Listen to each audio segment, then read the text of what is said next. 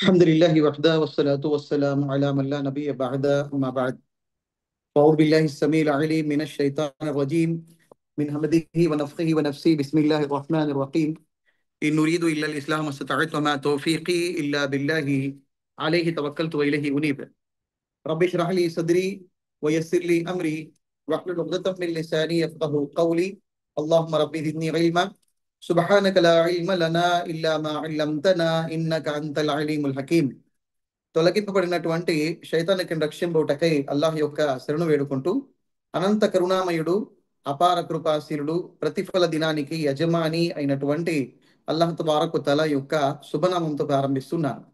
అన్ని రకాల పొగడ్తలు ప్రశంసలు సకల ఆరాధనలు అల్లాహ్ సుబ్హానహు తఆలాకి అంకితము. ఎవరైతే ఈ సమస్త సృష్టిని సృష్టించి తన అధికార పీఠాన్ని అధిష్ఠించి ఆయన సృష్టించినటువంటి సృష్టిరాశులన్నింటిలో కల్లా ఉన్నతమైనటువంటి జీవిగా మానవుణ్ణి మలచాడు, మరియు వారి వైపునకు సందేశాన్ని ఇచ్చేటటువంటి ఉద్దేశంతో ప్రవక్తల యొక్క పరంపరను ప్రారంభించాడు. ఈ ప్రవక్తల యొక్క పరంపర హజరతే ఆదం అలైహిస్సలాతు వస్సలాం నుంచి మొదలుకొని చిట్ట చివరి ప్రవక్త మహనీయుడైనటువంటి ప్రవక్త ఆదర్శ మహామూర్తి కారుణ్యమూర్తి హృదయాల విజేత జనాబె ముస్తఫా అహ్మదే ముస్తబా ముహమ్మద్ రసూలుల్లా సల్లల్లాహు అలైహి వసల్లం వారిపై అల్లాహ్ తబారక్ తఆలా తన దైవ దౌత్యాన్ని పరిసమాప్తం గావించాడు. దైవం ఎంతమంది దైవ ప్రవక్తలను అయితే ప్రభవింపజేశాడో వారందరిపై శాంతి మరియు కారుణ్యాలు ప్రతింపజేయుగాక. ముఖ్యంగా చిట్ట చివరి ప్రవక్త ముహమ్మద్ సల్లల్లాహు అలీహి వసల్లం వారిపై అల్లాహ్ తబారక్ తఆలా యొక్క కోటాను కోట్ల దరూద్లు మరియు సలాములు శుభాలు మరియు కారుణ్యాలు కృపింపజేయుగాక. ఆమీన్. సోదర మహాశైలారా, అల్హమ్దులిల్లా, ఈ రోజు ఏదైతే మనందరము కూడా ఇక్కడకు చేరుకున్నామో ఒక ముఖ్యమైనటువంటి ఇస్లామీయ షరియత్ కు సంబంధించినటువంటి ఒక అంశాన్ని మనందరము కూడా పరిశీలించడానికి, దానికి సంబంధించినటువంటి కొన్ని ప్రాథమిక పరమైనటువంటి విషయాలు మనం తెలుసుకోవడానికి గాను ఈరోజు మనందరం ఇక్కడకు చేరుకున్నాము. అల్లాహ్ తబారక్ తఆలా ఇక్కడ చేరుకున్నటువంటి వారందరికీ కూడా మన చేరుకోవడాన్ని అల్లాహ్ తఆలా స్వీకరింపజేయుగాక.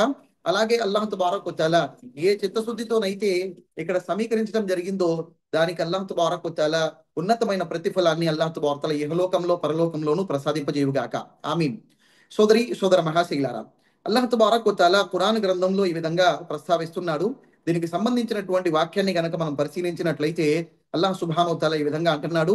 సూరా అల్ హజ్ 77వ వాక్యంలో వఫఅలుల్ ఖైర్ లఅల్లకుం తుఫ్లిహూన్, మీరు మేలుకు సంబంధించినటువంటి పనులను చేస్తూ ఉండండి, బహుశా మీరు సాఫల్యం పొందగలరేమోనని. అలాగే సూరా ఆల్ ఇమ్రాన్ 3వ సూర 115వ వాక్యములో దైవం ఈ విధంగా ప్రస్తావిస్తున్నాడు. వమా యఫఅలు మిన్ ఖైరిన్ ఫలయక్ఫురు, మీరు చేసేటటువంటి పని, వారు చేసేటటువంటి పని, మంచి పనులు ఏవైతే ఉన్నాయో అల్లాహ్ తబారక్ తఆలా వాటిని తిరస్కరించినటువంటి విషయాన్ని కూడా అల్లాహ్ తబారక్ తఆలా సూరా ఆల్ ఇమ్రాన్ సూర నంబర్ 3 వాక్యం నంబర్ 115లో ఈ విధంగా ప్రస్తావించడం జరిగింది. నబీ కరీం సల్లల్లాహు అలైహి వసల్లం గారు సంబంధించినటువంటి మరికొన్ని విషయాలు కూడా నేను సమీపంలో వాటిని కూడా ప్రస్తావిస్తున్నాను.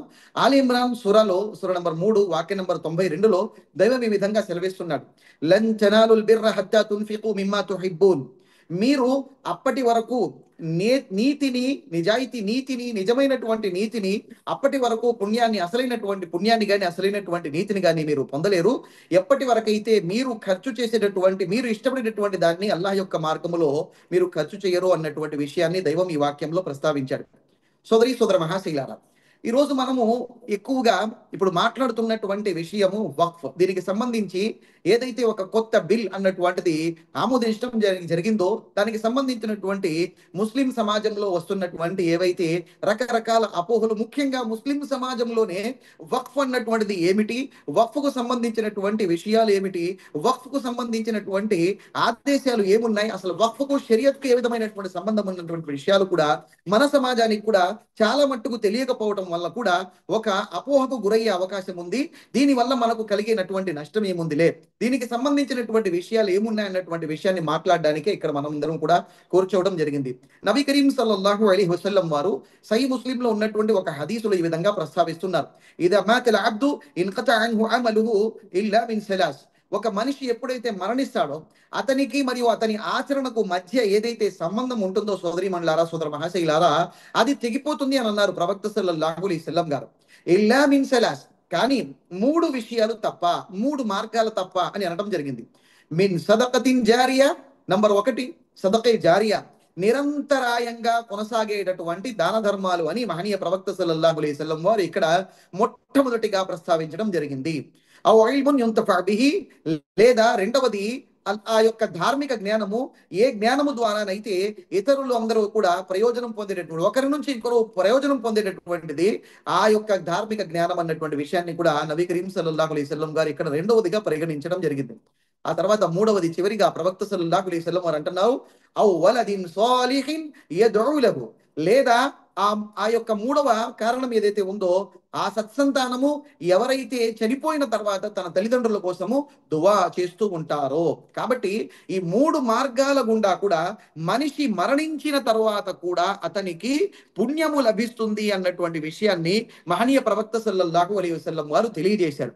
కాబట్టి ఈ మనిషికి సంబంధించినటువంటి మరణము తర్వాత కూడా నిరంతరాయంగా కొనసాగేటటువంటి పుణ్యాన్ని ఆశించి అల్లాహ్ మార్గములో చేసేటటువంటి దానాలలో నుంచి ఒక ముఖ్యమైనటువంటి దాన ధర్మమే అదే వక్ఫ్. వక్ఫ్ అంటే ఏదైనా దానిని, ఒక వ్యక్తిని ఏదో పనిని చేయకుండా నిలిపివేయటం, లేదా అతన్ని ఆ పని నుండి ఆపివేసేయడం అనేటటువంటిది భాషాపరమైనటువంటి అర్థం వస్తుంది. వక్ఫ్ యొక్క బహువచనమే ఔకాఫ్ అనేటటువంటి విషయాన్ని వస్తుంది. అలాగే ఇస్తిలా అంటే ఇస్లామీయ సాంకేతిక శాస్త్ర పరంగా మనం చూసుకుంటే దీని అర్థం ఏమొస్తుందంటే, అల్ వక్ఫ్ ఇస్తిలాహన్ హబ్సు మాలిల్ లిల్లాహి యుమ్కినుల్ ఇంతిఫా బిహి మఅ బకాఇనిహి. ఒక ఆస్తిని అల్లాహ్ తబారక వ తఆలా కోసం నిలిపివేయడం, దానిలోని మూలధనం ఉండిపోతూ దాని ఉపయోగాన్ని మాత్రమే వాడుకునేలా చేయడాన్నే వక్ఫ్ అని అంటారు. సో మొట్టమొదట మనం ఇక్కడ తెలుసుకోవాల్సింది ఏమిటంటే, అసలు వక్ఫ్ అంటే ఏమిటి. ఇలాగే వక్ఫ్, వసియత్, హిబా, అతియా, ఇలా రకరకాలైనటువంటివి కొన్ని ఉన్నాయి. అందులో కొన్నింటిని నేను ముందుగా ప్రస్తావించి ఆ తర్వాత వాటికి వీటికి మధ్య ఉన్నటువంటి ఏదైతే నాకు ఇవ్వనటువంటి అంశం ఉందో ఆ అంశంలోని భాగంగా వాటిని ప్రస్తావిస్తూ వక్ఫ్కు షరియత్లో ఉన్నటువంటి మరి స్థానాన్ని మనము తెలుసుకోవడానికి ప్రయత్నిద్దాం. సో కాబట్టి మొట్టమొదటి తెలుసుకున్నటువంటి విషయం ఏంటంటే, హబ్సు మాలిల్ లిల్లాహి యుమ్కినుల్ ఇంతిఫా బిహి మఅ బకాఇనిహి. ఒక ఆస్తిని, ఒక ప్రదేశాన్ని గాని, ఒక ఆస్తిని గాని, ఒక ఒక ఒక రకమైనటువంటి తనకు సంబంధించినటువంటి మూలధనాన్ని అల్లాహ్ కోసము నిలిపివేయడం. ఠీకే, దానిలోని మూలధనం ఉండిపోతూ దాని ఉపయోగాన్ని మాత్రమే వాడుకునేలా చేయడాన్ని వక్ఫ్ అని అంటారు. ఠీక్. ఇక రెండవది చూసుకున్నట్లయితే అల్ వసియ, వసియత్. వసియత్ అంటే ఇచ్ఛాపత్రం అని చెప్పుకోవచ్చు. వీలునామా అని కూడా చెప్తుంటారు చాలా మంది. వసియత్, ఒక మనిషి మరణించక ముందు తన మరణాంతరము చేయమని ఇతరులకు ఒక పనిని అభ్యసించడం, లేదంటే అతనికి అప్పచెప్పటమే వసియత్ అనబడుతుంది. వహువ తలబు షైఇన్ మిన్ గైరిహి లియఫఅలహు బఅద వఫాతిహి. నేను చనిపోయిన తర్వాత నా ఆస్తిలో ఈ భాగాన్ని నేను ఈ విధమైనటువంటి వసియత్ చేస్తున్నాను అల్లాహ్ తబారక తఆలా కొరకు, లేదా ఎవరి కోసమైనా కానీ వసియత్ చేయడం జరుగుతుంది, ఫలానా ఫలానా ఫలానా అని చెప్పి, దాన్ని వసియత్ అని అంటారు. మరణించిన తర్వాత మరణానంతరము చేయమని ఇతరులకు ఒక పని కోసము అది అందించటమే దాన్ని వసియత్ అంటారు. ఇది మరణిస్తున్న వారి ఆఖరి ఆదేశంతో సంబంధం కలిగి ఉంటుంది. ఉదాహరణకు జైద్ అనేటటువంటి ఒక వ్యక్తి ఒకరి కోసం ఒక విషయం తన ఆస్తిలోంచి ఒక భాగానికి అతనికి కేటాయించాడు అనుకోండి, దీన్నే వసియత్ అని అంటారు. సో వసియత్కు వక్ఫ్కు తేడా ఉంది, అదని మనం గమనిద్దాం. హిబా, ఇక మూడవది ముఖ్యమైనటువంటి పదంగా హిబా అనేటటువంటిది కూడా వాడుతూ ఉంటారు. అంటే ప్రతిఫలం లేకుండా, స్వార్థము ఆశించకుండా ఇచ్చేటటువంటి బహుమతిని హిబా అని అంటారు. ఠీకే, ఉదాహరణకు ఒక వ్యక్తి ఇచ్చేవాడు ఎక్కువగా బహుమతులు ఇచ్చేటటువంటి వాడిని వహాబ్ అని అంటారు, ఇచ్చేటటువంటి వాడిని వాహిబ్ అని కూడా అంటారు. మరి ఇస్తిలాహీ పరంగా చూసుకున్నట్లయితే, ఇస్లామీయ సాంకేతిక పరంగా చూసుకున్నట్లయితే, ప్రతిఫలం లేకుండా జీవితంలో ఏదైనా ఒక వస్తువుని, మూలధనాన్ని మరొకరికి ఇవ్వడాన్నే దాన్నే హిబా అని అంటారు. అయితే ఇక్కడ మన ముందు వక్ఫ్ అంటే ఏంటి, అలాగే వసియత్ అంటే ఏమిటి, అలాగే హిబా అంటే ఏమిటి అనేవి మూడు విషయాలు మన ముందుకు వచ్చాయి. నేను మరొకసారి మీ ముందు దాన్ని ఇంకొకసారి దాన్ని రిమెంబర్ చేయడానికి ప్రయత్నిస్తాను. వక్ఫ్ అంటే ఏదైనా ఒక వ్యక్తి ఒక ఆస్తిని అల్లాహ్ తబారక్ వ తఆలా కోసము దానము చేయటం. ఠీకే, కానీ అది దాని మూలధనం ఉండిపోతూ దాని ఉపయోగం అంటే ఏమిటనేది నేను నిమిషాల తర్వాత వివరిస్తాను. వసియత్ అంటే మరణించేటటువంటి వ్యక్తి తన మరణానంతరము తన ఆస్తిలో ఈ విధంగా పంచడానికి గాని, దానం చేయడానికి గాని అతను ఇచ్ఛాపత్రం ఏదైతే రాస్తాడో దాన్నే వసియత్ అని అంటారు. కానీ హిబా అంటే ఇక్కడ ప్రతిఫలం లేకుండా, స్వార్థము ఆశించకుండా తన లాభాన్ని ఆశించకుండా ఇచ్చేటటువంటి బహుమతిని హిబా అని అంటారని నాకు తెలిసినటువంటి ఒక సంక్షిప్తమైనటువంటి ఈ జ్ఞానంలో నుంచి కొంత భాగాన్ని మీకు తెలియజేయడానికి ప్రయత్నించాను. హిబా ఏదైతే చెప్పారో, అలాగే వసియత్ ఏదైతే మన ముందుకు వచ్చిందో, వక్ఫ్ ఏవైతే వచ్చిందో, ఈ మూడు ఈ వాటి మధ్య ఉన్నటువంటి చిన్న చిన్న వ్యత్యాసాలు ఉన్నాయి. ఉదాహరణకి వక్ఫ్ కు మరియు వసియత్ కు మధ్య తేడాలు కూడా ఉన్నాయి. ఉదాహరణకు వక్ఫ్ అల్లాహ్ తబారక్ వ తఆలాకు సమర్పితమైనటువంటిది. అయితే వసియత్ ద్వారా ఆస్తి వసియత్ స్వీకరించువాడి యాజమాన్యంలోకి మారుతుంది, కానీ వక్ఫ్ అనేటటువంటిది యాజమాన్యంలోకి మారదు. సోదరిమణులారా, ఎప్పటి వరకైతే షరియత్ పరంగా వీటి ఆదేశాలు, వీటిలో ఉన్నటువంటి తేడాలు, వీటిలో ఉన్నటువంటి మరి ప్రత్యేకతలు, వీటిలో ఉన్నటువంటి వాస్తవాలు ఎప్పటి వరకైతే మనకు అర్థం కావో, ఇప్పుడు ఏదైతే దాంట్లో అమెండ్మెంట్ చేయడానికి, దాఖలాలు చేయడానికి, మార్పులు చేర్పులు చేయడానికి జరుగుతున్నటువంటి ప్రయత్నం ఏదైతే ఉందో, దాని యొక్క పర్యవసానము కూడా మనకు అర్థం కాకపోవచ్చు. కాబట్టి ముందు నాకు ఇవ్వబడినటువంటి అంశం ఏదైతే ఉందో అది తమ్హీద్, ముందు మాట. ఆ ముందు మాటలో నాకు ఇవ్వబడినటువంటి ఏదైతే అబ్వాబ్ ఉన్నాయో అందులో నుంచి ఉన్నటువంటి విషయాలు మీ ముందు ఉంచడానికి ప్రయత్నిస్తున్నాను. ఠీక్. వక్ఫ్ అల్లాహ్ తబారక్ వ తఆలాకు సమర్పితమైనది. ఎవరికి సమర్పిస్తున్నారు ఇది? వక్ఫ్ అన్నటువంటిది ఫలానా భూమిని నేను అల్లాహ్ తబారక్ వ తఆలాకు సమర్పిస్తున్నాను. రైట్. వసియత్ అంటే ఆస్తిని స్వీకరించువాడి యాజమాన్యంలోకి మారిపోతుంది, కానీ వక్ఫ్ యాజమాన్యంలోకి మారదు. వక్ఫ్లో మూలధనాన్ని నిలిపివేస్తారు, దాని లాభాలను వక్ఫ్ లబ్ధిదారులు పొందుతారు. కానీ వసియత్లో మూలధనం మరియు లాభాలు రెండు కూడా పొందినటువంటి వారికి వర్తిస్తాయి. వసియత్, మీరు ఏదైనా ఒక వస్తువుని కానీ, ఏదైనా ఒక భూభాగాన్ని కానీ, ఏదైనా ఒక ఆస్తిని కానీ మీరు వసియత్లో, వీరునామాలో దీనిని వారికి ఇచ్చేశారనంటే మూలధనంతో పాటు, అంటే మూల ఆస్తితో పాటు దాని నుంచి వచ్చేటటువంటి లాభము, ఇవి రెండు కూడా వసియత్ పొందినటువంటి వారికి వర్తిస్తాయి. కానీ వక్ఫ్లో మాత్రము మూలధనం అలానే అల్లాహ్ కోసము నిలిపివేయబడుతుంది. దాని నుంచి వచ్చేటటువంటి ఫలం, లాభం ఏదైతే ఉంటుందో అది ప్రజలకు వినియోగించబడుతుంది. అంతే తప్ప ఎవరైతే వాకిఫ్ ఉన్నాడో, వక్ఫ్ చేసినటువంటి వ్యక్తి, అలాగే ఎవరికైతే వక్ఫ్ చేశారో దానికి ఎవరైనా కానీ ఒక ముతవల్లిగా కానీ, లేకపోతే ఒక నాయకుడిగా కానీ, లేకపోతే దాన్ని మేనేజ్మెంట్ చేసినటువంటి వారుగా కానీ, అతడు ఎప్పటికీ దానికి యజమాని అవ్వడు. అది అల్లాహ్ కొరకు మాత్రమే యాజమాన్యంలో ఉండిపోతుంది. ఠీకే. వక్ఫ్ ఒక బంధిత ఒప్పందం. దాన్ని మార్చడం లేదా రద్దు చేయడం, ఇది షరియత్లో దీనికి ఏ విధమైనటువంటి అనుమతి లేదు. కానీ వసియత్లో ఇచ్చేవాడు తన ఇచ్చిన వసియత్ను పూర్తిగా గాని, భాగంగా గాని తిరస్కరించవచ్చు, మార్పులు చేర్పులు చేయవచ్చు. ఎందుకంటే వసియత్ మరణానంతర మాత్రమే అమల్లోకి వస్తుంది. ఠీకే. వసియత్ అనేటటువంటిది మరణానంతరం మాత్రమే అది అమల్లోకి వస్తుంది. అంటే వీరునామా ఏదైతే రాశాడు, వక్ఫ్ లబ్ధిదారుడు ఆస్తిలోని ఉపయోగాన్ని మాత్రమే పొందుతాడు, ఆస్తి సొంతము అవ్వదు. అయితే వసియత్ పొందినటువంటి వాడు సాధారణంగా ఆస్తిని మరియు దాని ఉపయోగాలని రెండింటిని కూడా పొందుతాడన్నమాట. అలాగే ఇంకా ముందుకు వెళ్ళినట్లయితే వక్ఫ్ కోసం వక్ఫ్ ఇచ్చినటువంటి వాడు మరణించాల్సినటువంటి అవసరం లేదు. ఆస్తి లబ్ధిదారుడు ఆయన జీవించి ఉన్నప్పుడే ఉపయోగించుకోవచ్చు. వక్ఫ్ కోసము వక్ఫ్ ఇచ్చినటువంటి వాడు మరణించాల్సినటువంటి అవసరం లేదు, అతడు బ్రతికున్నప్పుడే వక్ఫ్ చేయవచ్చు. ఠీకే. కానీ వసియత్ అనేటటువంటిది అమలు కావాలంటే వసియత్ ఇచ్చినటువంటి వాడు మరణించాల్సిన ఉంటుంది అనేటటువంటి అభిప్రాయాన్ని ఇక్కడ వ్యక్తపరచడం జరిగింది. ఠీకే. వక్ఫ్ ఆస్తి మొత్తం నుంచే చేయవచ్చు.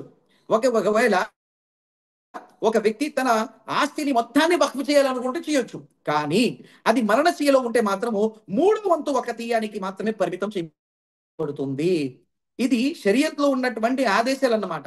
అదే సమయంలో వసియత్ ఇచ్ఛాపత్రం ఎల్లప్పుడూ 3/4 ఒక తీయానికి మించరాదన్నటువంటిది మరి ప్రామాణిక మరి వ్యాఖ్యల ద్వారా మన ముందుకు తెలుస్తున్నటువంటి విషయాన్ని ఇక్కడ మనం గమనించగలం.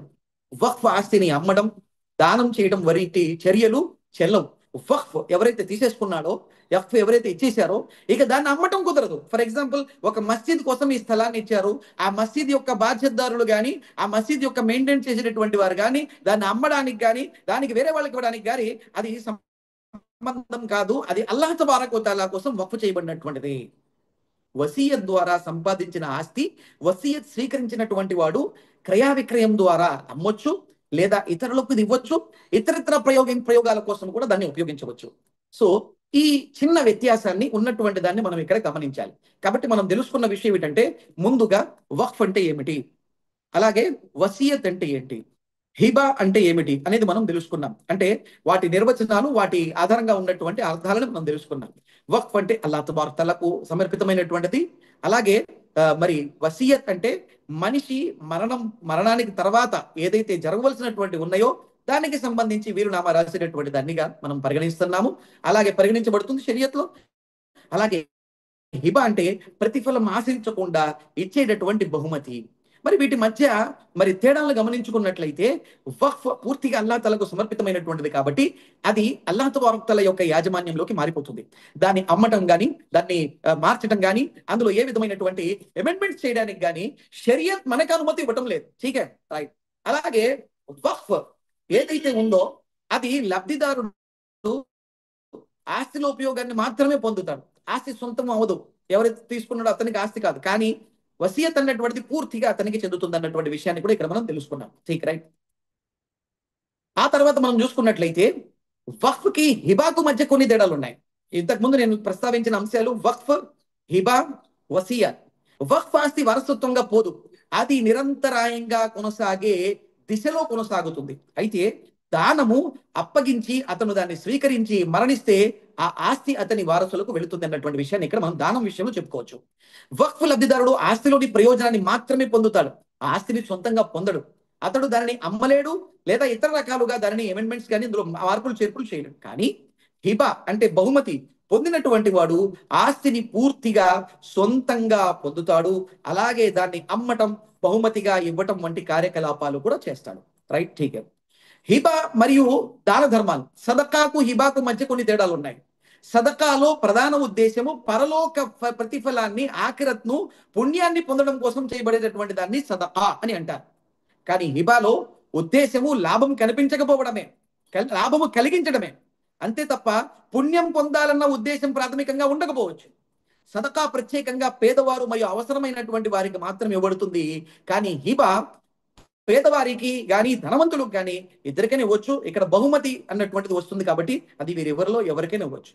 ఇస్లాం ధర్మంలో అసలు వక్ఫ్ ఉన్నటువంటి దానికి సంబంధించినటువంటి ఆదేశాలు ఏమిటని మనం చూసుకున్నట్లయితే, నంబర్ 1, ఇస్లాం ధర్మము ముస్లిం వ్యక్తికి మరణానంతరం కూడా పుణ్య ఫలాలు పొందే మార్గాలను కొనసాగించాలనే ఉద్దేశంతో రూపొందించబడినటువంటిదే ఇది వక్ఫ్ అన్నటువంటి శాసనం. వాటిలో భాగంగా వక్ఫ్ ఒక ముఖ్యమైనటువంటి మార్గం. ఇది వ్యక్తి మరణించిన తర్వాత కూడా అతనికి పుణ్యం వచ్చేటటువంటి ఆచరణగా వక్ఫ్ అన్నటువంటిది ఇస్లామీయ షరియత్లో ఒక ప్రధానమైనటువంటి అంశం. రెండవది, ఇస్లాం ఒక పరస్పర సహకార, దయ మరియు శాశ్వతమైనటువంటి ఒక మేలు చేకూర్చినటువంటి మార్గం. ఎందుకంటే ఇది ఒక ఉపయోగాన్ని శాశ్వతంగా ఇతరుల కొరకు వినియోగించడానికి కేటాయించడం జరుగుతుంది. సో 2 విషయాలు ఇక్కడ తెలియజేయడం జరిగింది. ఒకటి ఏంటంటే పుణ్యము నిరంతరాయంగా కొనసాగాలి అనేటటువంటిది ఒక ముఖ్య ఉద్దేశం. రెండవది శాశ్వతంగా మేలును ప్రజలకు చేకూరాలనేటువంటి ఉద్దేశం అన్నమాట. రైట్, 2 వచ్చాయి. అలాగే మూడవది, వక్ఫ్ ఆస్తిని శాశ్వతంగా దానం చేయడంలో పూర్తిగా స్పష్టత ఉంటుంది. ఎందుకంటే అది ఒకసారి వదిలిన తర్వాత మళ్ళీ దాతకు అది సొంత ఆస్తిగా ఉండదు. సో కాబట్టి తెలియకుండా ఎవరో ఇచ్చేశారు, సో అది తెలియకుండా ఇచ్చారు కాబట్టి ఇప్పుడు మనం దాని గురించి నిర్ధారణకు వద్దాం, అతను తెలిసి ఇచ్చాడో అలా ఉండదు. స్వచ్ఛతగా, స్పష్టతగా వక్ఫ్ అనేటటువంటిది, ఆస్తి అనేటటువంటిది శాశ్వతంగా అల్లాహ్ యొక్క మార్గంలో దానం చేయడానికి వాకిఫ్ అనేటటువంటి వాడు దానం చేస్తాడు. ఈ 3 ముఖ్యమైనటువంటి ప్రధాన కారణాలు ఇస్లాంలో వక్ఫ్కు ఉన్నటువంటివిగా ఇక్కడ పేర్కొనడం జరిగింది. ఠీక్. నంబర్ 1, నిరంతరాయంగా కొనసాగే పుణ్య ఆచరణగా వక్ఫ్ను ఇస్లాంలో ప్రవేశపెట్టడం జరిగింది. నంబర్ 2, ఒకరికి ఒకరు సహాయ సహకారాలు, పేదవారికి, అనాథలకు, అగత్యపరులకు, అవసరార్థులకు, అలాగే విధవలకు, అలాగే మసీదులకు, మదరసాలకు, ఎన్నో రకాలైనటువంటి మరి పబ్లిక్ వినియోగం చేసేటటువంటి ముస్లిం సమాజంలో ఏదైతే అవసరాలు ఉన్నాయో, ఏవైతే అవసరార్థులు ఉన్నారో వాళ్లకు కానీ దీన్ని కేటాయించడానికి కానీ ఈ ఒక మేలు చేకూర్చే మార్గముగా ఒక మేలైనటువంటి పనిగా ఇస్లాంలో దీన్ని ప్రోత్సహించడం జరిగింది. అందుకనే ప్రారంభంలో నేను ఏదైతే వాక్యాన్ని మీ ముందు చదివి వినిపించడం జరిగిందో, అల్లాహ్ తబారక్ వ తఆలా అందులో ఆదేశించినటువంటి విషయము కూడా ఇదే విషయం వైపునకు అల్లాహ్ తబారక్ వ తఆలా సూచిస్తున్నాడు. అల్లాహ్ తబారక్ వ తఆలా అంటున్నాడు, వఫఅలుల్ ఖైర్ లఅల్లకుం తుఫ్లిహూన్. సూరా అల్ హజ్ 22వ సూరా 77వ వాక్యం. ఇస్లాం ఆధ్యాత్మికంగానే కాదు సోదరులారా, ఇస్లాంను చాలా మంది ఏ కోణంలో చూస్తున్నారంటే, ఇస్లాం ఒక తౌహీద్ ఏకదైవారాధన వైపునకు ఆహ్వానిస్తుంది ఖచ్చితంగా. రెండవది నమాజులు ఆరాధనల వైపునకు ఆహ్వానిస్తుంది. జీ బిల్కుల్. కానీ ఎక్కడైతే ఇస్లాం మనందరము కూడా ఒక్కటమే, మనందరి సర్వ సృష్టికర్త, వాస్తవ నిజ ఆరాధ్య దైవము, మనల్ని సృష్టించినటువంటి వాడు ఒక్కడే, ఈ భూమి ఆకాశాలను సృష్టించి పరిపాలిస్తున్నటువంటి వాడు ఒక్కడే. అల్లది జఅల లకుముల్ అర్ద ఫిరాషా వస్సమాఅ బినాఅ వఅంజల మినస్ సమాయి మాఅ ఫఅఖ్రజ బిహి మినస్ థమరాతి రిజ్కన్ లకుం వలా తజఅలు లిల్లాహి అందాద వఅంతుం తఅలమూన్. ఎవరైతే భూమిని పాన్పుగాను ఆకాశాన్ని కప్పుగాను ఆ ఆకాశం నుంచి ధారాపాతంగా కురిసినటువంటి వర్షాన్ని కురిపించి మీ కొరకు పసిడి పంటలను తయారు చేసి పసిడి పంటలను పుట్టే విధంగా పండే విధంగా మార్చి దాని ద్వారా మీకు ఉపాధిని కలిగిస్తున్నటువంటి వాడు ఫలతజాలు లిల్లాహి అందాదా వ అంతుం తఅలమూన్. మీరు ఇవన్నీ తెలిసి కూడా ఆ అల్లాహ్ తబారక్ వ తఆలాకు, ఆ దైవానికి, వాస్తవ దైవానికి, నిజ ఆరాధ్య దైవానికి, అల్లాహ్ సుబ్హానహు వ తఆలాకు మీరు భాగస్వామ్యాన్ని అంటగట్టకండి, కల్పించకండి అని దైవం ఆదేశించాడు. అలాగే ఎక్కడైతే దైవం తౌహీద్ గురించి ఆదేశించాడు, ఎక్కడైతే దైవం ఆరాధనల గురించి ఆదేశించాడు, వఅకీముస్ సలాత్ వఆతు జకాత్, మీరు నమాజులు స్థాపించండి, జకాతును చెల్లించండి ఆదేశించాడు.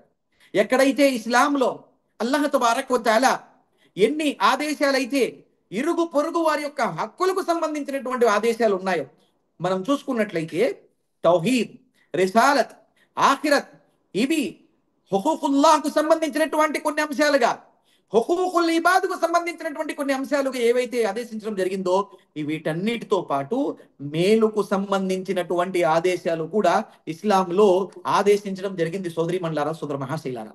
కాబట్టి ఇస్లాం ఆధ్యాత్మికంగానే కాదు, ఇస్లాం ప్రతి కోణములో ఒక అస్ససలన ఉసూలం వ కవాయిద, ఇస్లాం అనేటటువంటిది ప్రతి రంగంలోనూ ప్రతి కోణములోనూ కొన్ని సిద్ధాంతాలను, కొన్ని మూల సిద్ధాంతాలను ప్రతిపాదించింది.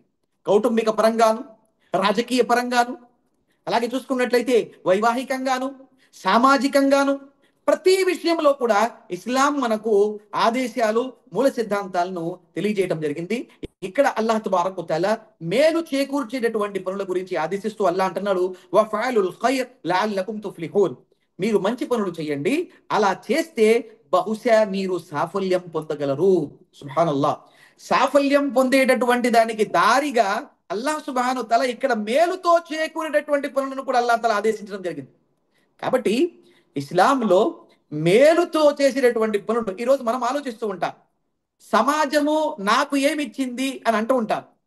ఉదాహరణకి ఎవరైనా అనొచ్చు, ఇస్లామీయ సమాజం కానీ ముస్లిం సమాజం కానీ నాకేమిచ్చింది. కానీ ఇస్లాం మనకు నేర్పిస్తుంది ఏమిటంటే, నీ ద్వారా సమాజానికి ఏ విధమైనటువంటి ప్రయోజనం కలిగింది, నువ్వు సమాజానికి ఏ విధమైనటువంటి ప్రయోజనం చేకూర్చావు, నీ ద్వారా సమాజానికి ఏ విధమైనటువంటి ప్రయోజనం కలిగింది. కాబట్టి మానవత హక్కులను కూడా ఇస్లాం తెలియజేస్తూ, నైతిక విలువలను కూడా ఇస్లాం తెలియజేస్తూ, మరి ఈ మేలైనటువంటి కార్యాలను కూడా ఇస్లాం ప్రోత్సహిస్తుంది. అల్లాహ్ తబారక్ తఆలా సూర్య ఆలి ఇమ్రాన్ సూర నంబర్ 3 వాక్య నంబర్ 115లో దీని గురించి ప్రస్తావిస్తూ అంటున్నాడు, వమా యఫ్అలు మిన్ ఖైరిన్ ఫలన్ యక్ఫురు. అల్లాహ్ తబారక్ తఆలా అంటున్నాడు, వారు చేసే మంచి పనులు ఏవైతే ఉన్నాయో అల్లాహ్ తబారక్ తఆలా వాటిని నిరాకరించడం లేదు. అంటే ఇక్కడ అల్లాహ్ తఆలా ప్రోత్సహిస్తున్నాడు. హజరతే హదీస్లో చూసుకున్నట్లయితే ఇబ్నే ఉమర్ రదియల్లాహు అన్హు గారి నుంచి ఒక సంఘటన మన ముందుకు వస్తుంది, ఒక రివాయత్ లేఖనంలో. హజరతే ఉమర్ రదియల్లాహు అన్హు గారికి ఖైబర్లో ఒక భూమిని ఆయన సంపాదించడం జరుగుతుంది. ఆయన ఖైబర్లో ఒక భూమిని పొందుతారు. అప్పుడు వారు నబీ కరీం సల్లల్లాహు అలైహి వసల్లం గారి దగ్గరకు వచ్చి ఇలా అంటారు, ప్రవక్త, నేను ఇప్పటి వరకు పొందినటువంటి ఆస్తుల్లో ఇది అత్యుత్తమమైనదిగా అనిపిస్తోంది. కాబట్టి మీరు దీని గురించి నాకు ఏమి ఆదేశిస్తారని అడిగారు. సుబ్హానల్లాహ్.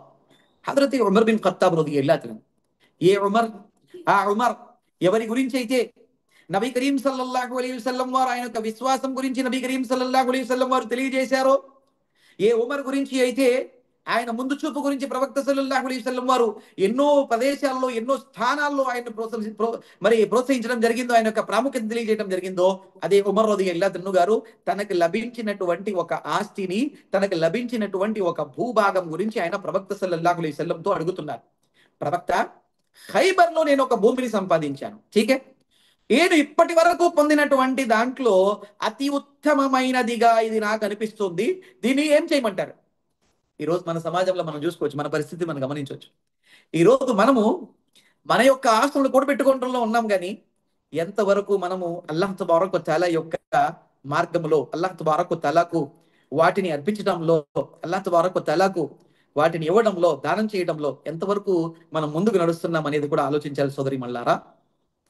లన్ తనాలుల్ బిర్ర హత్తా తున్ఫికు మిమ్మా తుహిబ్బూన్. అల్లాహ్ తఆలా ఇదే కదా ఆదేశిస్తున్నాడు. మీరు అప్పటి వరకు నీతిని పొందలేరు ఎప్పటి వరకైతే మీరు దేనినైతే ఇష్టపడుతున్నారో దానిని అల్లాహ్ తఆలా యొక్క మార్గంలో ఖర్చు అయినంత వరకు. హజరత్ ఇబ్నే ఉమర్ రలియల్లాహు అన్హు గారు ఇదే విషయాన్ని ఆయన ప్రస్తావిస్తూ ఒక ఉల్లేఖనంలో తెలియజేశారు తన తండ్రి గురించి. ఉమర్ రలియల్లాహు అన్హు గారు ఖైబర్లో ఒక భూమిని సంపాదించారు కదా, అందుకు నబీ కరీం సల్లల్లాహు అలైహి వసల్లంతో అడుగుతున్నారు. నబీ కరీం సల్లల్లాహు అలైహి వసల్లం వారు అంటున్నారు, నువ్వు ఇష్టపడితే, అంటే నీకు ఇష్టం ఉంటే, దీన్ని బట్టి ఏమర్థమవుతుందంటే, వాకైఫ్ ఎవరైతే ఉంటున్నాడు, వక్ఫ్ చేసేటటువంటి వారు, అతని యొక్క ఇష్టం లేకుండా ఇది జరగడం లేదు సోదరి మల్లారా, సోదర మహాశీలారా, అతని యొక్క ఇష్టంతోనే జరుగుతుంది. నువ్వు ఇష్టపడినట్టయితే దాని మూలాన్ని, ఆస్తి ప్రధాన భాగాన్ని నిలుపుకొని దాని ఫలాలను దానం చేయవచ్చు అని అన్నారు. దీనిపై ఉమర్ రలియల్లాహు అన్హు వారు దానం చేశారు. దాని మూలాన్ని అమ్మకూడదు, దానం చేయకూడదు, వారసత్వంగా ఇవ్వకూడదు. ఇది పేదలకు, బానిస విమోచనకు, అల్లాహ్ మార్గానికి, అతిథులకు, ప్రయాణికులకు కేటాయించండి అని చెప్పేసి ఆదేశించడం జరిగింది. ఈ హదీస్ వక్ఫ్ యొక్క పునాదిగా ముస్లిం చరిత్రలో ప్రసిద్ధమైనటువంటి ఉదాహరణగా పేర్కొనబడుతుంది. కాబట్టి ఈ హదీసులో వక్ఫ్ యొక్క గొప్పతనాన్ని చూపించడం జరిగింది. ఇది సదకా జారియా, నిలకడగా కొనసాగేటటువంటి సదకతున్ జారియా, నిలకడగా కొనసాగేటటువంటి, నిరంతరాయంగా కొనసాగేటటువంటి ధర్మదానముగా, మరణానంతరం కూడా ప్రతిఫలం ఇవ్వగలిగినటువంటి దానముగా ఇక్కడ ప్రస్తావించడం జరిగింది. అలాగే మనం చూసుకున్నట్లయితే నేటికి కూడా సుబ్హానల్లాహ్, నేటికి కూడా సహాబాలలో ఎందరో మంది సహాబాలు, అంటే ఉస్మాన్ గనీ రలియల్లాహు అన్హు గారు అల్లాహ్ తబారక్ వ తఆలా యొక్క మార్గములో ఆయన ఇచ్చినటువంటివి ఎన్నో రకాలైనటువంటి ఆయన యొక్క ఆస్తులు నేటికి కూడా ముస్లిం సమాజం నుండి మక్కతుల్ ముకర్రమాలో, హజ్లో జరిగేటటువంటి ఎన్నో రకాలైనటువంటి అక్కడ చేసినటువంటి సేవా కార్యక్రమాల్లో వాటిని వినియోగించడం జరుగుతుంది. ఆయన పేరు మీద ఎప్పటికీ కూడా ఒక అకౌంట్ ఉంది అని అంటే, మరి ఒక వ్యక్తి యొక్క చిత్తశుద్ధిని మనం గమనించవచ్చు సోదరి మల్లారా. ఒక వ్యక్తి చిత్తశుద్ధితో తన యొక్క జీవితంలో చేసే దానము అది నిరంతరాయంగా ఎలా కొనసాగుతుంది అంటే, నేటికి కూడా వారి పేర్లపై అకౌంట్ ఉంటూ దాని ద్వారా పేదలకు, మరి మరి నిరుపేదలకు, అభాగ్యులకు, అవసరార్థులకు వాటి గురించి ఇవ్వడం జరుగుతుంది అని అంటే, దీన్ని బట్టి మనం ఆలోచించాల్సిన విషయం ఏంటంటే, ఇది ఎంతటి గొప్ప స్థానాన్ని కలిగి ఉంది ఇస్లాంలో ఉన్నటువంటి విషయాన్ని ఇక్కడ మనం గమనించవచ్చు. హజరత్ అనస్ రలియల్లాహు అన్హు గారు ఒక ఉల్లేఖనాన్ని ఉల్లేఖిస్తున్నారు. దీని కూడా మనం చూసుకున్నట్లయితే హజరత్ అబూ తల్హా రలియల్లాహు గారు, దీంట్లో రెండు ఉల్లేఖనాలు ఉన్నాయి. ఒకటి ఏంటంటే సూరా ఆలి ఇమ్రాన్ సూరా నంబర్ 3 వాక్య నంబర్ 92 అవతరించిన తర్వాత ఇలా అడిగారని, మరొక ఉల్లేఖనంలో కొంచెం కాస్త పదాలు ఈ విధంగా మార్చి ఈ విధంగా ఉల్లేఖించబడింది. కొన్ని పదాలలో యొక్క మార్పుతో ఈ విధంగా ఉల్లేఖించబడింది. అందులో నంబర్ 1, అబూ తల్హా రలియల్లాహు అన్హు గారు నబీ కరీం సల్లల్లాహు అలైహి వసల్లం వద్దకు వచ్చి ఇలా అన్నారు, అల్లాహ్ తబారక్ వ తఆలా ఆదేశిస్తున్నాడు, లన్ తనాలుల్ బిర్ర హత్తా తున్ఫికు మిమ్మా తుహిబ్బూన్. మీరు ఇష్టపడేటటువంటి దాన్ని ఖర్చు చేయనంత వరకు నిజమైనటువంటి నీతిని, అసలైనటువంటి పుణ్యాన్ని మీరు అల్లాహ్ తఆలాకు దగ్గరవడానికి పొందలేరు అన్నటువంటి వాక్యాన్ని అల్లాహ్ తఆలా అవతరింపజేశాడు. నేను ఎంతో ఇష్టపడేటటువంటి ఆస్తిలో బైరుహా అనేటువంటి ఒక తోట ఉంది. నేను దాన్ని అల్లాహ్ తబారక్ వ తఆలా కోసము సదకాగా ఇవ్వాలనుకుంటున్నాను. దీనివల్ల నేను ఆయన వద్ద పుణ్యం పొందాలని, దీన్ని ధర్మంగా నిల్వ చేయాలని ఆశిస్తున్నాను. అందువల్ల ఓ ప్రవక్త సల్లల్లాహు అలైహి వసల్లం, అల్లాహ్ మీకు చూపిన విధంగా దాన్ని మీరు ఖర్చు చేయండి అని ఎవరు చెప్పారు? హజరత్ అబూ తల్హా రలియల్లాహు తఆలా అన్హు గారు నబీ కరీం సల్లల్లాహు అలైహి వసల్లం గారి దగ్గరికి వచ్చి చెప్పడం జరిగింది. అయితే నబీ కరీం సల్లల్లాహు అలైహి వసల్లం గారు ఇలా అన్నారు, ఇది లాభదాయకమైనటువంటి ఆస్తి, ఇది లాభదాయకమైనటువంటి ఆస్తి, ఇది నిజంగా గొప్పదానమైనటువంటిది. నేను నీ మాట విన్నాను, కానీ నా అభిప్రాయం ప్రకారంగా దీన్ని నీవు నీ బంధువులకు ఇవ్వడం ఉత్తమం అని చెప్పేసి అన్నారు నబీ కరీం సల్లల్లాహు అలైహి వసల్లం గారు. అబూ తల్హా రలియల్లాహు అన్హు గారు అన్నారు, ఓ అల్లాహ్ తబారక్ తఆలా యొక్క ప్రవక్త సల్లల్లాహు అలైహి వసల్లం, నేను అలానే చేస్తానని. అంతటితో అబూ తల్హా రలియల్లాహు అన్హు గారు తన బంధువులకు మరియు తన బంధుత్వంలోని వారికి ఈ తోటను విభజించాడని ఈ రివాయత్లో పేర్కొనబడింది. మరో రివాయత్లో ఇలా ఉంది, ఎప్పుడైతే ఈ వాక్యం అవతరించిందో, లన్ తనాలుల్ బిర్ర హట్టా తున్ఫికు బిమ్మా తుహిబ్బూన్, అప్పటి వరకు మీరు నీతిని పొందలేరు, లేదా మరి నిజాయితీ ఎంతో మరి అసలైనటువంటి పుణ్యాన్ని మీరు పొందలేరు, నీతిని పొందలేరు, ఎప్పటి వరకైతే మీరు ఇష్టమైనటువంటి దాన్ని ఖర్చు చేయరన్నటువంటి వాక్యం ఎప్పుడైతే అవతరించిందో, అప్పుడు అబూ తల్హా రలియల్లాహు అన్హు గారు అన్నారు, అల్లా మన సంపత్తుల నుంచి, మన సంపాద మన మన మన మనం సంపాదించినటువంటి సంపాదనల నుంచి ఖర్చు చేయమని కోరుతున్నాడు. కాబట్టి ఖర్చు చేయమని అల్లాహ్ తబారక్ వ తఆలా మన సంపాదనలో ఏదైతే మనం పొందామో దాంట్లో నుంచి అల్లాహ్ తబారక్ వ తఆలా ఖర్చు చేయమని ఆదేశిస్తున్నాడు. కాబట్టి ఓ ప్రవక్త సల్లల్లాహు అలైహి వసల్లం, నేను నన్ను సాక్షిగా ఉంచుతున్నాను. సుబ్హానల్లాహ్, ఇక్కడ ఎవరికి సాక్షి అవుతున్నారు? ప్రవక్త, నన్ను నేను సాక్షిగా ఉంచుతున్నాను. నా యొక్క ఈ భూమి ఎక్కడైతే ఇందాకే మనం ప్రస్తావించుకున్నామో ఆయనకు పొందినటువంటి బైరుహా అనేటటువంటి లేక ఒక తోట ఏదైతే ఉండేటటువంటిదో ఆ తోటని నేను, భూమిని అల్లాహ్ తబారక్ వ తఆలా కోసం వక్ఫ్ చేస్తున్నాను అని అన్నాడు. అప్పుడు ప్రవక్త సల్లల్లాహు అలైహి వసల్లం వారు అన్నారు, ఇది నీ బంధువులలో ఇవ్వు, ఎందుకంటే వారు దీనికి ఎక్కువ అర్హులు అన్నటువంటి విషయాన్ని కూడా ప్రవక్త సల్లల్లాహు అలైహి వసల్లం వారు ప్రస్తావించడం జరిగింది. అప్పుడు అబూ తల్హా రలియల్లాహు అన్హు గారు దానిని హస్సాన్ బిన్ సాబిత్ రలియల్లాహు అన్హు గారికి మరియు ఉబై బిన్ కఅబ్ రలియల్లాహు అన్హు గారికి ఇచ్చారని ఈ ఉల్లేఖనంలో ప్రస్తావించబడింది. ఇది వక్ఫ్ లో బంధువులకు ప్రాధాన్యంగా చూసే దాని యొక్క గొప్ప ఉదాహరణగా మన ముందు పేర్కొనడం జరుగుతుంది. కాబట్టి సోదరి మనులారా, సోదర మహాశీలారా, వక్ఫ్ అంటే అది కేవలం ముస్లిం సంపాదనలో ఉన్నటువంటి ఒక సామాజిక పరమైనటువంటి ఒక ఆస్తో, లేకపోతే ముస్లింలు కలిసి తీసుకున్నటువంటి ఒక నిర్ణయమో, లేకపోతే ముస్లిం సమాజంలో ఉన్నటువంటి ఒక మేనేజ్మెంట్ చేసేటటువంటి ఒక ప్రక్రియ, లేకపోతే దానికి ఇస్లామీయ షరియత్ పరంగా ఏ విధమైనటువంటి పెద్దగా ఏ విధమైన ప్రాధాన్యత లేదు అనేటటువంటి అనుకునేటటువంటి ఏదైతే ఉన్నాయో, మనలో కనిపిస్తున్నటువంటి ఈ అపోహలు ఉన్నాయో, వాటిని విడనాడాల్సినటువంటి అవసరం మనకి ఎంతైనా ఉంది. ఎందుకంటే వక్ఫ్ ఏదైతే ఉందో ఇది అల్లాహ్ తబారక్ వ తఆలా షరియత్ లో తెలియజేసినటువంటి విషయంగా ఇక్కడ మనకు తెలియజేయడం జరుగుతుంది. కాబట్టి అల్లాహ్ తబారక్ వ తఆలా యొక్క మార్గములో ఎప్పుడైతే మనము ఈ విధమైనటువంటి వక్ఫ్ అల్లాహ్ తబారక్ తఆలా యొక్క మార్గం ఇవ్వడం జరుగుతుందో, దానికి సంబంధించినటువంటి ఆదేశాలు అల్లాహ్ తబారక్ తఆలా తెలియజేసినటువంటి ఖురాన్ మరియు హదీస్ యొక్క ఆధారంగా మన ముందుకు వచ్చాయి. అల్లాహ్ తబారక్ వ తఆలా మనకు మన అస్లాఫ్, మన పూర్వీకులు, మన సహాబా, తాబঈన్, తబా తాబঈన్, వారి తర్వాత అయిమ్మా, ముజ్తహిదీన్, సలఫు సాలిహీన్, ధార్మిక పండితులు, ఈ యొక్క ఇజ్మా నిరంతరాయంగా కొనసాగుతూ వస్తున్నటువంటి ముస్లింల యొక్క సాంప్రదాయపరమైనటువంటి ఏవైతే భూములు ఉన్నాయో, ఏవైతే ఆస్తులు ఉన్నాయో, వాటిలో తమ తరపు నుంచి మార్పులు చేసేటటువంటి అధికారము అల్లాహ్ తబారక్ వ తఆలా ఎవరికి ఇవ్వలేదు. అందులో ఇది ఒక ఇస్లామీయ ఆదేశంగా, ఒక షరియత్ ఆదేశంగా దాన్ని చూస్తూ దాన్ని కాపాడాల్సినటువంటి బాధ్యత కూడా అల్లాహ్ తబారక్ వ తఆలా మనపై ఉంచాడు. కాబట్టి ఇందులో మన వంతు ప్రయత్నం మనం చేస్తూ అధికారులకు తెలియజేస్తూ ఇవి అల్లాహ్ తబారక్ వ తఆలా యొక్క మార్గంలో ఇవ్వబడినటువంటి ప్రదేశాలుగా, వాటి యొక్క స్థితిని రక్షించడానికి చేయాల్సినటువంటి ప్రయత్నము ఇది షరియత్ పరమైనటువంటిది అన్నటువంటి విషయాన్ని ఇక్కడ గమనిస్తూ అల్లాహ్ తబారక్ వ తఆలాతో దువా చేస్తున్నాను. అల్లాహ్ తబారక్ వ తఆలా మనందరికీ కూడా ఇస్లాంలో ఎలాగైతే హుకూకుల్లాహ్, అల్లాహ్ తబారక్ వ తఆలా యొక్క హక్కులు, హుకూకుల్ ఇబాద్, దాసుల యొక్క హక్కులు ఏ విధంగా ఆదేశించబడ్డాయో వాటన్నింటిలోనూ కూడా మనము మరి షరియత్ పరంగా అల్లాహ్ మరియు ప్రవక్త ఆదేశించినటువంటి ఆదేశాలకు అనుగుణంగా మన యొక్క జీవితాన్ని గడిపేటటువంటి భాగ్యాన్ని అల్లాహ్ తఆలా మనకు ప్రసాదించుగాక. అలాగే అల్లాహ్ తబారక్ వ తఆలా మనకు మేలుతో కూడుకున్నటువంటి పనులను చేసేటటువంటి భాగ్యాన్ని అల్లాహ్ తఆలా మనకు ప్రసాదించుగాక. ఎలాగైతే చిత్తశుద్ధితో కూడుకున్నటువంటి దాన ధర్మాలు సహాబాలు మనం చూసుకున్నట్లయితే, మక్కా నుంచి మదీనాకు ఎప్పుడైతే వలస వెళ్ళారో సహాబాలు, మదీనా వాసులు మక్కా వాసుల కోసము ఎన్నో త్యాగాలు చేస్తూ తమ యొక్క ఆస్తులనే వారికి అప్పగించడానికి కూడా సిద్ధమయ్యారు. కానీ నేటి మన పరిస్థితి ఏమిటి? మన అస్లాఫ్, మన పూర్వీకులు మరి అల్లాహ్ తబారక్ వ తఆలా యొక్క మార్గంలో అల్లాహ్ యొక్క మసీదుల కోసం, మదరసాల కోసము, అల్లాహ్ వార్తల యొక్క ధార్మిక వినియోగాల కోసం ఇచ్చినటువంటి ఏవైతే భూములు ఉన్నాయో వాటిని రక్షించేటటువంటి కర్తవ్యాన్ని మనం వాటిని నెరవేరుస్తూ అల్లాహ్ తబారక్ తఆలా మనకు ఇహపర లోకాల్లో సాఫల్యం పొందేటటువంటి భాగ్యాన్ని అల్లాహ్ మనందరికీ ప్రసాదించుగాక. ఎప్పటి వరకైతే మనం బ్రతికున్నాం అప్పటి వరకు ఇస్లాంపై, విశ్వాసంపై నిలకడగా ఉండేటటువంటి భాగ్యాన్ని అల్లాహ్ మనందరికీ ప్రసాదించుగాక. ఎప్పుడైతే మనం మరణిస్తామో లా ఇలాహ ఇల్లల్లాహ్ మన తుది శ్వాస సమయంలో కూడా ఈ కల్మా సద్వచనాన్ని పఠిస్తూ లా ఇలాహ ఇల్లల్లాహ్ ముహమ్మదు రసూలుల్లా పఠిస్తూ అల్లాహ్ తబారక్ తఆలా వైపునకు విశ్వాస స్థితిలో మరలేటటువంటి మహదానుగ్రహాన్ని అల్లాహ్ మనందరికీ అనుగ్రహించుగాక.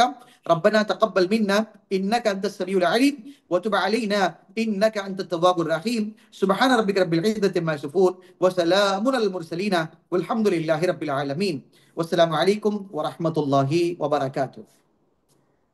వఅలైకుం అస్సలాం వరహ్మతుల్లాహి వబరకాతుహు. మాషాల్లా, తబారకల్లా.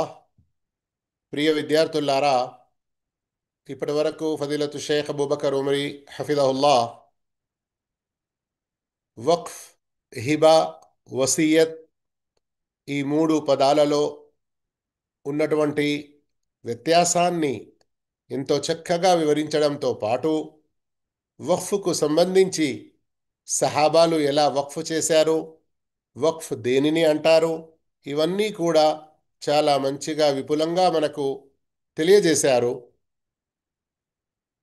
ఒక శుభవార్త మీకు తెలియజేయనున్నాను, శ్రద్ధగా వినండి.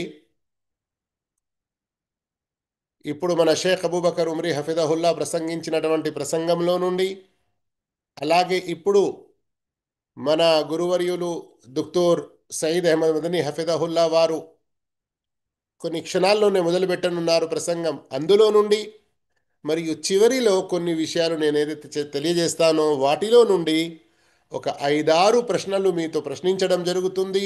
వాటి సమాధానం మీరు వాట్సాప్ ద్వారా తెలియజేయాలి. వాటిపై ఇన్షా అల్లా బహుమతులు కూడా ఉన్నాయి. కనుక మీరందరూ చాలా శ్రద్ధగా వినండి. ఇప్పుడు ఇంకా ముందుకు రానున్న ప్రసంగాలు కూడా అల్లాహు తాలా జజా ఖైర్ ఇవ్వుగాక, ఇహ లోకాల్లో మంచి ప్రతిఫలం ప్రసాదించుగాక. మనకు ఇవన్నీ మంచి విషయాలు తెలియజేస్తున్నటువంటి గురువర్యులందరికీ కూడా. ఇప్పుడు ఈ ఆలస్యం లేకుండా మన అందరి గురువర్యులు గౌరవనీయులైన ఫదీలతు షేఖ్ దుక్తూర్ సయీద్ అహ్మద్ని హఫిదహుల్లా ప్రసంగిస్తున్నారు.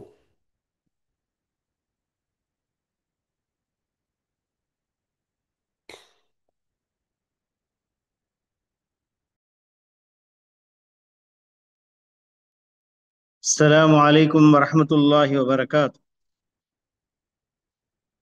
الحمد لله رب العالمين والصلاة والسلام على نبينا محمد وعلى آله وصحبه أجمعين. الحمد لله.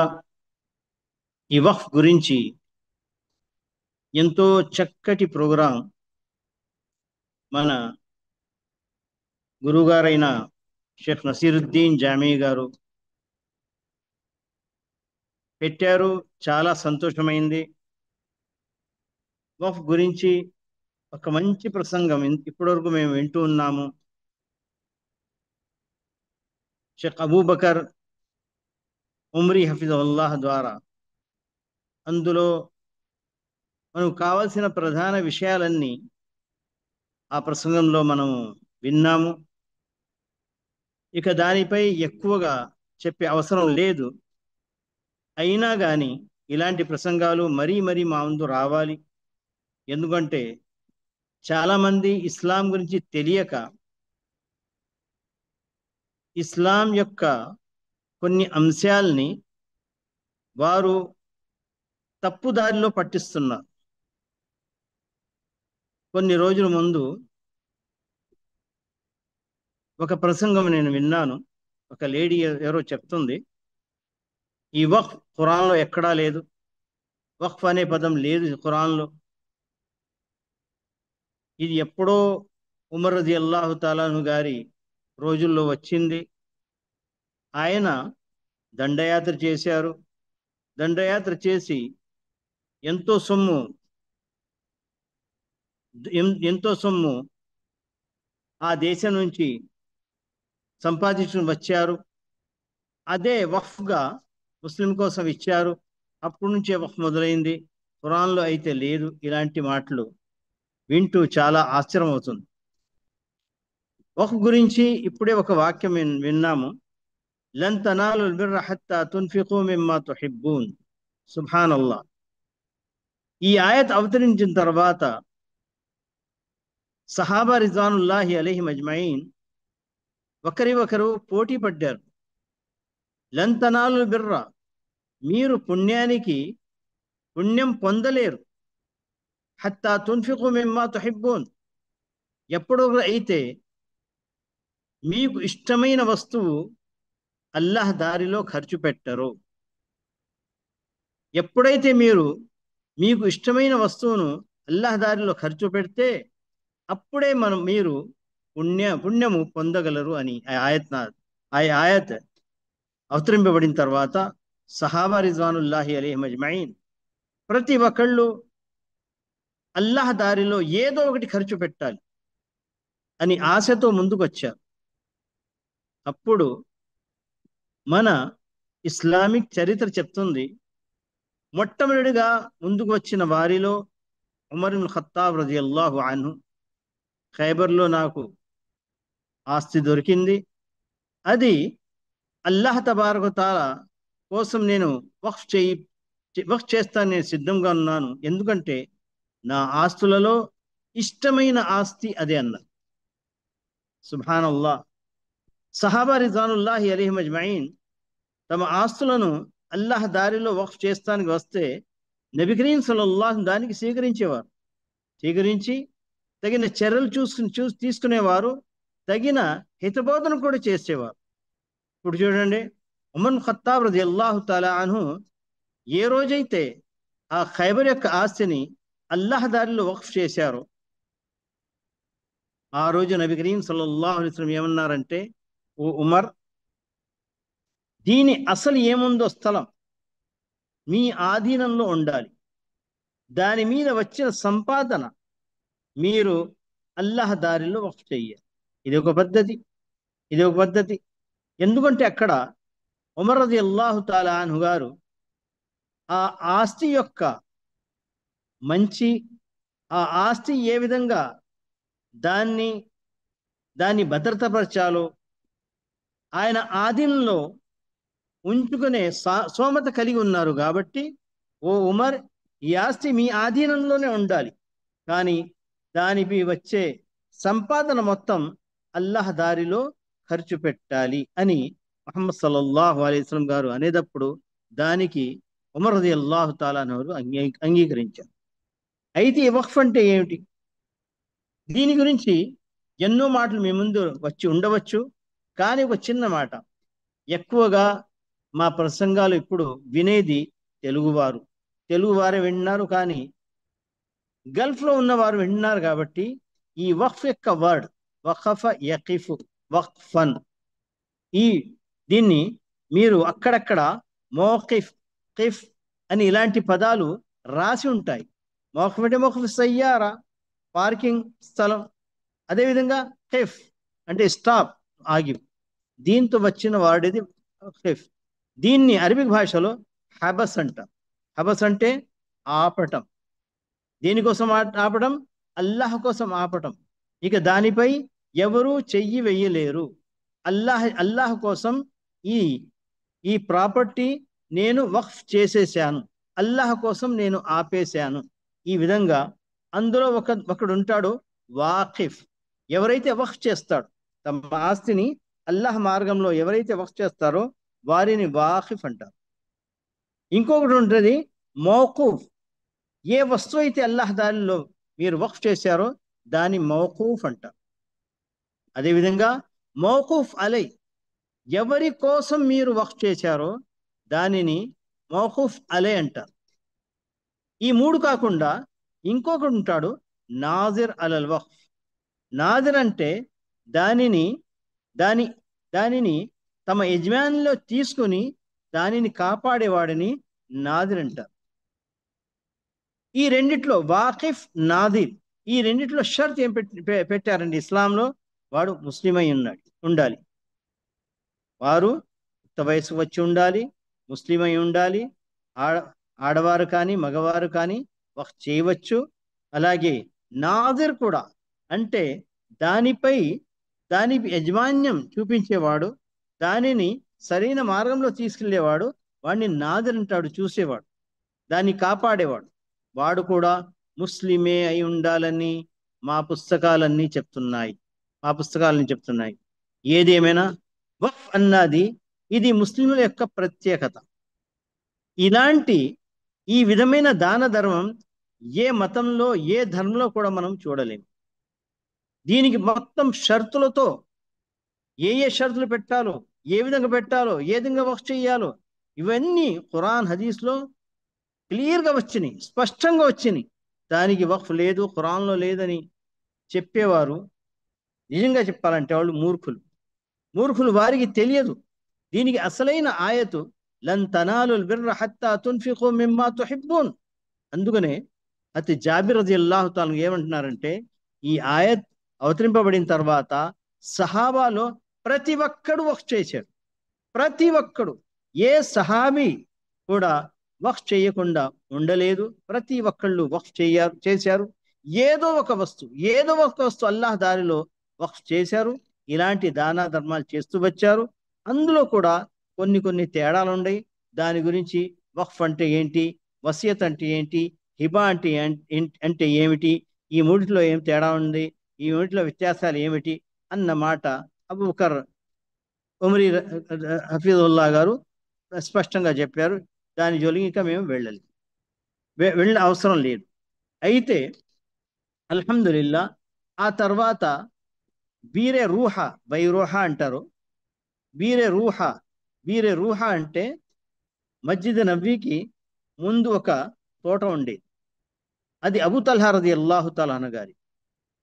దానిని బీరే రూహా అంటారు. ముహమ్మద్ సల్లల్లాహు అలైహి వసల్లం కూడా అక్కడ వెళ్ళి స్వీట్ వాటర్ అక్కడ సేకరించేవారు. ఆ విధంగా ఆ తోటలో ఎన్నో ఖర్జూరం చెట్లు ఉండేవి. ఎప్పుడైతే అబూ తల్హా రదియల్లాహు తఆలా అన్హు గారు విన్నారో లన్ తనాలుల్ బిర్ర హత్తా తున్ఫిఖు మిమ్మా తుహిబ్బూన్, వెంటనే నబీ కరీం సల్లల్లాహు అలైహి వసల్లం దగ్గర వచ్చి, ఓ రసూలుల్లా, నేను నా ఇష్టమైన తోట, ఖర్జూరం తోట నేను అల్లాహ్ దారిలో ఇవ్వాలనుకుంటున్నాను. సుబ్హానల్లాహ్. నబీ కరీం సల్లల్లాహు అలైహి వసల్లం వెంటనే దాన్ని స్వీకరించి ఏ విధంగా అయితే ఉమర్ రదియల్లాహు తఆలా అన్హు గారికి ఒక మాట చెప్పారో, అదే విధంగా అబూ తల్హా రదియల్లాహు తఆలా అన్హు గారికి కూడా ఒక మాట చెప్పారు. ఆ మాట ఏంటంటే, ఓ అబూ తల్హా, మీరు వక్ఫ్ చేశారు, మీరు అల్లాహ్ దారిలో మీ తోటను ఇచ్చేశారు. కానీ మీ బంధువులలో, మీ కుటుంబీకులలో చాలా మంది పేదవారు ఉన్నారు, వాళ్ళకి అవసరాలు ఉన్నాయి. కాబట్టి మీరు వక్ఫ్ చేసిన ఆస్తి మీ కుటుంబీకుల్లో మీరు పంచిపెట్టండి. సుబ్హానల్లాహ్. నబీ కరీం సల్లల్లాహు అలైహి వసల్లం నాకు దొరికింది చాలు, ఎక్కడైతే అక్కడ పెట్టవచ్చు కాదు. అంటే మౌకూఫ్ అలై, ఎవరి కోసం మీరు వక్ఫ్ చేస్తున్నారో అది కూడా వక్ఫ్లో క్లియర్గా ఉండాలి.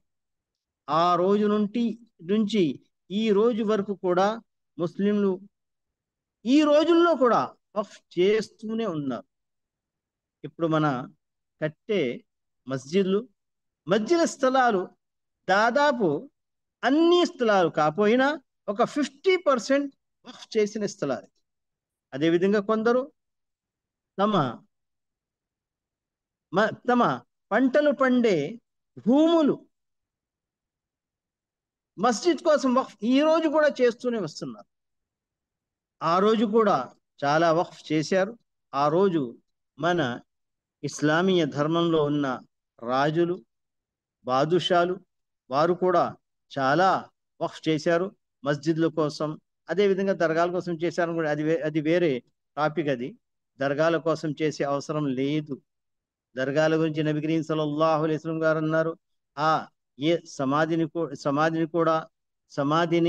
పుఖ్తా సమాధి అంటే దాని చుట్టూ గోడలు కట్టి సమాధి చేయకూడదు. అది సమాధులు ఎక్కడెక్కడ ఉన్నాయో, దర్గాలు ఎక్కడ ఉన్నాయో అది షిర్క్ అడ్డాలన్నమాట. దానికోసం వక్ఫ్ చేసే అవసరం లేదు, చేయకూడదు. చేసిన వాడు షిర్క్ చేసినట్టు. షిర్క్లో పాల్గొన్నట్టే. ఆ విధంగా వాళ్ళు తెలియక తప్పులు చేశారు. ఏది ఏమన్నా కానీ ముస్లింలు ఎన్నో సందర్భాలు వచ్చినాయి వక్ఫ్ చేస్తానికి. అందులో ఒక సందర్భం ఏమిటంటే ఏ రోజైతే ఇండియా వదిలేసి మన భారత్ వదిలేసి కొంతమంది వలసపోయారు, పాకిస్తాన్కి వెళ్ళి వలసపోయారు. బంగ్లాదేశ్, పాకిస్తాన్, ఆ రోజుల్లో రెండు పాకిస్తానే వలసపోయారు. వాళ్ళు కూడా తమ తమ భూములు వదలకుండా ఏ భూములైతే వదిలి వెళ్ళారో వాళ్ళు ఆ భూముల్ని అల్లాహ్ మార్గంలో వక్ఫ్ చేశారు. ఈ విధంగా వక్ఫ్ ప్రాపర్టీ అల్హమ్దులిల్లా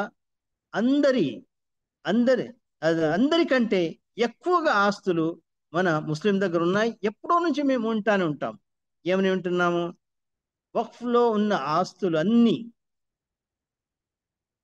అన్ని వాటిని సరైన యజమాన్యం చేసి సరైన దారిలో పెట్టి దానికి వచ్చిన సంపాదన మన ముస్లిం పేదల్లో పంచిపెడితే ఒక్క పేదవాడు కూడా మన ముస్లింలో ఉండడు. అందరూ ఆస్తివంతులు అయిపోతారు, ధనవంతులు అయిపోతారు అన్నమాట ఎప్పుడో నుంచి వింటున్నాము. కానీ ఆ పని జరగలేదు. అది మన తప్పు. మన దగ్గర వక్ఫ్ మీద ఉన్న నా ముతవల్లీలు, వక్ఫ్ వాస్తుల మీద ఉన్న ముతవల్లీలు కానివ్వండి, నాదిర్లు కానివ్వండి, వాళ్ళు చేసిన తప్పుకి అల్లాహ్ తబారక శిక్షించాడు. దీనికోసం ఎంతో ఆపదలు బాధలు మేము పడ్డాము. ఇన్షాల్లా ఇప్పుడు మనం ఏమనుకుంటున్నామంటే ఇక ఆ బిల్లు రద్దు అయిపోద్ది. లేకపోతే అందులో పెట్టిన షరతులు, ఏ షరతులైతే మనకు నష్టం కలిగించే షరతులు ఉన్నాయో ఆ షరతు కనీసం ఆ షరతులైనా తీసేస్తారని మనం పూర్తి ఆశలతో ఉన్నాము. అయితే ఒకవేళ ఆ ఆస్తులు మనకు తిరిగి ఇస్తే, ఆ బిల్లు రద్దయిపోతే అందులో ఎవరు ముస్లిమేతరులు రాకూడదు. ఎవరైనా ప్రతి ముస్లిము వక్ఫ్ చేయవచ్చు.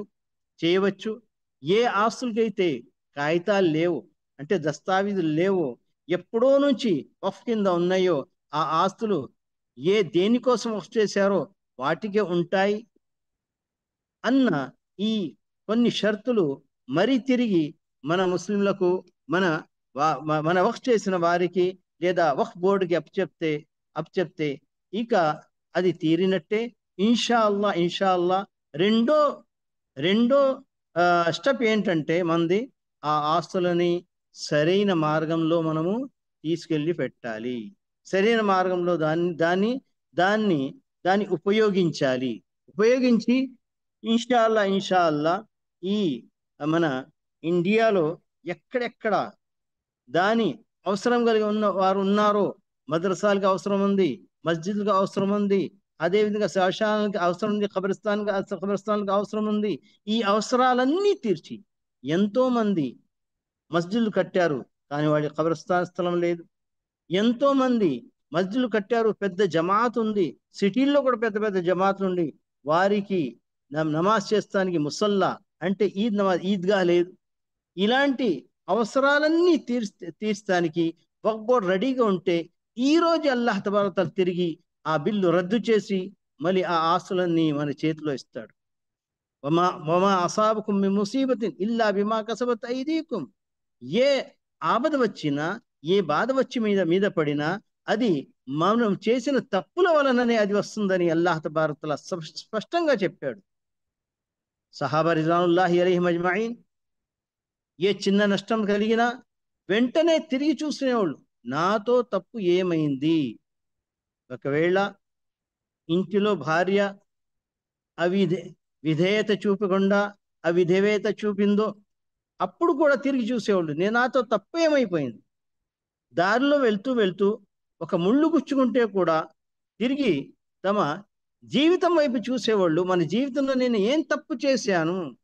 అదేవిధంగా సవారీ మీద సవారీ చేస్తూ ఒకవేళ ఆ సవారీ అటు ఇటు వెళ్ళిపోతే అప్పుడు కూడా తిరిగి చూసుకునేవాళ్ళు, నా జీవితంలో నేను తప్పు చేశాను. ఇలాంటి పెద్ద అల్లాహ్ తబారక తఆలా ఏదైతే ఏ శిక్షలైతే మన మీద తీసుకొస్తున్నాడో అది మనం చేసిన తప్పుల వలన తీసుకొస్తున్నాడు. అందుకని నేను చెప్పేది ఏంటంటే వక్ఫ్ బోర్డు మీద ఎవరెవరో పెద్దవారు ఉన్నారో వాళ్ళందరినీ చెప్పేది ఏంటంటే మీరు తౌబా చేయండి, తౌబా చేయండి, మీతో జరిగిన తప్పులన్నీ సరిదిద్దుకోండి, అల్లాహ్ తబారక తఆలా దగ్గర తౌబా చేయండి. తౌబా చేస్తే అల్లాహ్ తబారక తిరిగి ఆ పొజిషన్, ఇంతకుముందు ఏ పొజిషన్ మనకు ఉందో ఆ పొజిషన్ మళ్ళా ఇస్తాడు. మళ్ళీ ఇచ్చిన తర్వాత వాటి హక్కులు, ఆ వక్ఫ్ దేనికోసం వక్ఫ్ చేశారు, సుబ్హాన్ అల్లా. ఆ వఖాఫ్ చరిత్ర మనం ఒకవేళ చదివితే మనకు తెలిసేది ఏంటంటే మన పెద్ద పెద్ద రాజులు ఎన్నో ఎన్నో విధాల వక్ఫ్లు వాళ్ళు చేశారు. మామూలుగా ఒక ఏరియాలో పెళ్ళిళ్ళు ఎక్కువ ఉంటే ఆ పెళ్ళిళ్ళు జీవిస్తానికి వారికి కూడా వక్ఫ్ చేశారు. అదేవిధంగా ఏ జంతువులు ఎక్కడ ఎక్కువ ఉన్నా వారి కోసం ఆహారం తినిపిస్తానికి కూడా వక్ఫ్ చేశారు. పేదవారు ఉంటే పేదవారికి వక్ఫ్, ఆడవారి కంటే ఆడవారికి వక్ఫ్, పిల్లల కంటే పిల్లలకి, అనాథుల కంటే అనాథులకి, ప్రతి వారికి వేరు వేరు వారిని మౌఖూఫ్ అని అంటారు. ఎవరి కోసం వక్ఫ్ చేశారో ఆ మాట మనందరికీ తెలుసు. ఈ విధంగా ఆ వక్ఫ్ బోర్డు వారు కూడా సవరణ, మా సవరణ మనం చేసుకోవచ్చు, సవరణ ప్రభుత్వం చేసే అవసరం లేదు. మనం ఇక్కడ సవరణ చేసుకోకపోతే వారు వీరు సవరణ చేస్తానికి ముందు వస్తారు, అది చాలా తప్పు. ఎవరికి మన మన ఆస్తుల గురించి, మన వక్ఫ్ గురించి, మన వక్ఫ్ బోర్డు గురించి ఎవరికో ఏమి హక్కు లేదు వాళ్ళు సవరణ చేస్తానికి. ఏ సవరణ అంటే వాళ్ళు అనుకుంటారు దానికంటే మంచి సవరణ మనము చేసుకుంటాను. ఇక్కడ జరిగే తప్పదే మన షరియత్లో, మన ఫిఖ్ పుస్తకాలలో ప్రతి విషయం గురించి క్లుప్తముగా స్పష్టంగా వచ్చింది. కానీ దానికి మనం చదవలేదు. మనమే చదవకపోతే, మనమే తెలుసుకోలేకపోతే ఇక వేరే వారు ముస్లిమేతరులు ఎలా తెలుసుకుంటారు? ఆ తెలియక అజ్ఞానంలో ఈ పనులను అవుతాన్ని. మరి తిరిగి వచ్చి మామూలుగా ఇప్పుడు త్రిబుల్ తలాక్ చూడండి, త్రిబుల్ తలాక్ అది నిషేధము. త్రిబుల్ తలాక్ చేయకూడదు, ఒక్కొక్క తలాక్ ఇవ్వాలి. ఈ విధంగా ఒక తలాక్ ఇచ్చినా అది పూర్తి అయిపోద్ది అన్న వివరాలన్నీ ఖురాన్ హదీస్లో ఉన్నాయి. అవన్నీ తెలుసుకోకుండా త్రిబుల్ తలాక్ మేము నిషేధించాము, సవరణ చేశాము అని ప్రభుత్వం ఉంటుంటే కొంతమంది ఆశ్చర్యపడిపోతున్నారు. ఏంటి ఇన్ని సంవత్సరాల మట్టి, ఇన్ని శతాబ్దాల మట్టి మనకు తెలియదా దీన్ని రద్దు చేస్తానికి? ఇప్పుడు ఉదాహరణకి ఇంకొక మాట చూడండి. ఇప్పుడు సుప్రీంకోర్టు ఆదేశం ఇచ్చింది, ప్రతి మస్జిద్లో స్త్రీలకు అవకాశం ఇవ్వాలి, వారు కూడా వచ్చి నమాజులు చదువుకోవాలని ఆదేశం. ఈ ఆదేశం ముందు నుంచే మన దగ్గర ఉంది. మన తప్పు వలన స్త్రీలు మన మస్జిద్లకు దూరం అయిపోయారు. నబీ కరీం సల్లల్లాహు అలైహి వసల్లం ఆ రోజే చెప్పారు, యా ఇబాదుల్లాహ్ లా తమ్ను ఇమా అల్లాహ్ మసాజిదుల్లాహ్. ఓ అల్లాహ్ యొక్క దాసులారా, మీరు అల్లాహ్ ఇంటి నుండి అల్లాహ్ యొక్క బానిసలను దూరం చేయమాకండి. స్త్రీలు కూడా రానివ్వండి, వాళ్ళు కూడా వారికి కూడా హక్కు ఉంది, వాళ్ళు కూడా వచ్చి నమాజ్ చేసుకుంటారు. ఆ మాట ఎప్పుడో నబీ కరీం సల్లల్లాహు అలైహి వసల్లం అన్న మాట ఇప్పుడు సుప్రీంకోర్టు చెప్తే ఇప్పుడు అర్థమవుతుంది. ఇప్పుడు మాతోటి ముస్లింలు ఎవరైతే మసీదు నుంచి ఆడవారిని, స్త్రీలను ఎంటేశారో వారే ఇప్పుడు తలుపులు ఓపెన్ చేసి రండమ్మా రండి నమాజ్ చదువుకోండి అంటున్నారు. ఎప్పుడో సుప్రీంకోర్టు ఆర్డర్ వస్తుంది. అంటే ఈ విధంగా సుప్రీంకోర్టు ఆర్డర్ వచ్చినా లేదా ప్రభుత్వం వేరే వేరే చట్టాలు తీసుకొచ్చినా ఈ చట్టాలు అవసరం మనకు లేదు. మనము సుదీర్ఘంగా మన షరియత్లో మనము చదువుకొని మన షరియత్ ప్రకారము మన సవరణ మనము చేసుకుంటే ఇక వేరే వారు వచ్చి సవరణ చేసే అవసరం లేదు. సవరణ అవసరం ఉంది, కానీ ఆ సవరణ గురించి కూడా అల్లాహ్ తబారక తఆలా ఖురాన్లో, అదేవిధంగా ముహమ్మద్ సల్లల్లాహు అలైహి వసల్లం హదీస్లో ఆ సవరణ గురించి కూడా ఆదేశాలు ఇచ్చి ఉన్నారు. ఆ ఆదేశాలను చదవాలి. ఆ ఆదేశాల ప్రకారము ఎవరికైతే వక్ఫ్ చేశారో వారి వరకు దాని సంపాదన, దానికి వచ్చే ఆదాయము వారి వద్దకు మనము చేకూర్చాలి, దానికి లాభం చేకూర్చాలని మనము ఒకవేళ పూర్తి విశ్వాసంతో, పూర్తి పట్టుదలతో మరి వక్ఫ్ ఆస్తుల వైపు తిరిగి వస్తే ఇన్షా అల్లాహ్ తబారక తఆలా మనకు తోడ్పడతాడు. అల్లాహ్ తబారక్ తఆలా సహాయం తప్పకుండా వస్తుంది. ఇప్పుడు వరకు సుప్రీంకోర్టులో సుప్రీంకోర్టులో సమస్య ఉంది. ఆ ఇన్షా అల్లా ముస్లింలకు మన అనుకూలంగానే ఇన్షా అల్లా దానికి సలహా వస్తుందని మనం పూర్తి ఆశలతో ఉండాము. అల్లాహ్ తబారక్ తఆలాతో దువా చేస్తున్నాము. అల్లాహ్ తబారక్ తఆలా ఇచ్చిన ప్రతి ఆజ్ఞకి పూర్తిగా దానికి దానికి మనము అమలు చేసి చూపించే సౌభాగ్యం అల్లాహ్ తబారక్ అందరికీ ఇవ్వగాక. ఎప్పటి వరకు అయితే అల్లాహ్ తబారక్ ఈ భూమి మీద జీవిస్తున్నామో అల్లాహ్ తబారక్ తాలా యొక్క ఆదేశాల అనుగుణంగా నడుచుకునే సౌభాగ్యం అల్లాహ్ తఆలా మనందరికీ ఇవ్వగాక. ఏ రోజైతే మన ప్రాణం అల్లాహ్ తబారక్ తఆలా తీసుకుంటాడో ఆ రోజు మన పెదవుల మీద లా ఇలాహ ఇల్లల్లాహ్ ముహమ్మద్ రసూలుల్లాహ్ రప్పించుగాక. అదేవిధంగా అల్లాహ్ తబారక్ తాలా ఆ రోజు ప్రళయ దినం రోజు నబీ కరీం సల్లల్లాహు అలైహి వసల్లం యొక్క సిఫారిష్ మనకు అల్లాహ్ తబారక్ తఆలా కల్పించగాక. అదేవిధంగా అల్లాహ్ తబారక్ తఆలా ఆయన యొక్క అనుగ్రహంతో జన్నతుల్ ఫిర్దౌస్ లో మనల్ని ప్రవేశించగాక. హాదా వసల్లల్లాహు అలైహి వసల్లం. ربنا آتنا في الدنيا حسنة وفي الآخرة حسنة وقنا عذاب النار. ربنا تقبل منا إنك أنت السميع العليم وتب علينا إنك أنت التواب الرحيم وآخر دعوانا الحمد لله رب العالمين. جزاكم الله خيرا وأحسن الجزاء وبارك الله فيكم. ప్రియ విద్యార్థులారా, మన గురువర్యులు మన ముందు ఉన్నారు. ప్రత్యేకంగా వక్ఫ్కు సంబంధించి ఏమైనా ప్రశ్నలు ఉండేది ఉంటే మీరు ఒక 4-5 ప్రశ్నలు తీసుకుందామా షేక్? తీసుకున్నాం, పర్వాలేదు. అల్హమ్దులిల్లా. ఆ తర్వాత ఇన్షా అల్లా కొన్ని విషయాలు నేను మాట్లాడి ప్రోగ్రాం సమాప్తం చేస్తాను ఇన్షా అల్లా. అయితే అబ్దుల్ సమీ గారు ప్రశ్నించండి. ఇంకా ఎవరి వద్ద ఈ ప్రశ్న ఉంటే త్వరగా ఎలక్ట్రానిక్ చేయొత్తండి. అబ్దుల్ సమీ గారు ప్రశ్నించండి. అస్సలాము అలైకుం షేక్. వాలేకుం సలాం రహమతుల్లాహ్. ర్యాలీలో ఏ చేస్తున్నారు కదా షేక్, చెప్పండి. ఇస్లాంలో ర్యాలీలు చేయకూడదని కొంతమంది ఉలమాలు చెప్తున్నారు కదా షేక్. అవును, ర్యాలీలో పార్టిసిపేట్ చేయడము, ప్లకార్డ్స్ నిరసన తెలియజేయడము అసలు ఎవరు చేయలేదు, మనం చేస్తున్నాము అని చెప్పేసి కొంతమంది అడుగుతున్నారు షేక్. దానికి ఎలా షేక్ ఆన్సర్?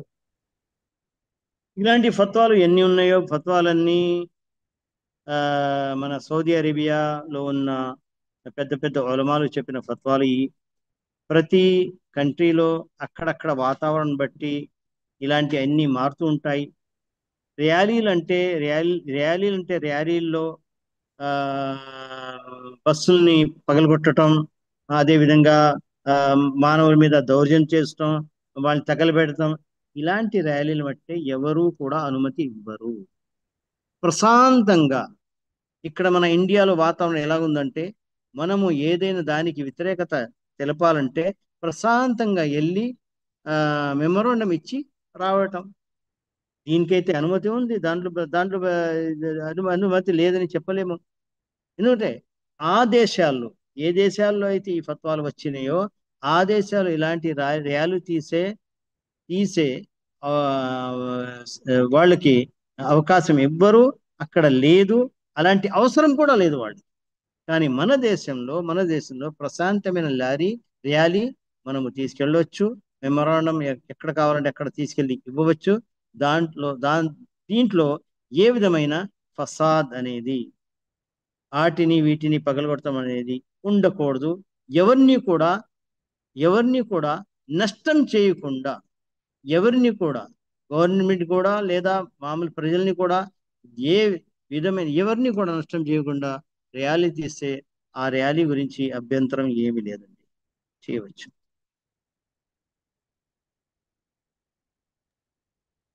ఇంకా ఎవరి వద్ద ఏదైనా ప్రశ్న ఉందా? ప్రశ్న ఉంటే త్వరగా చేయొత్తండి.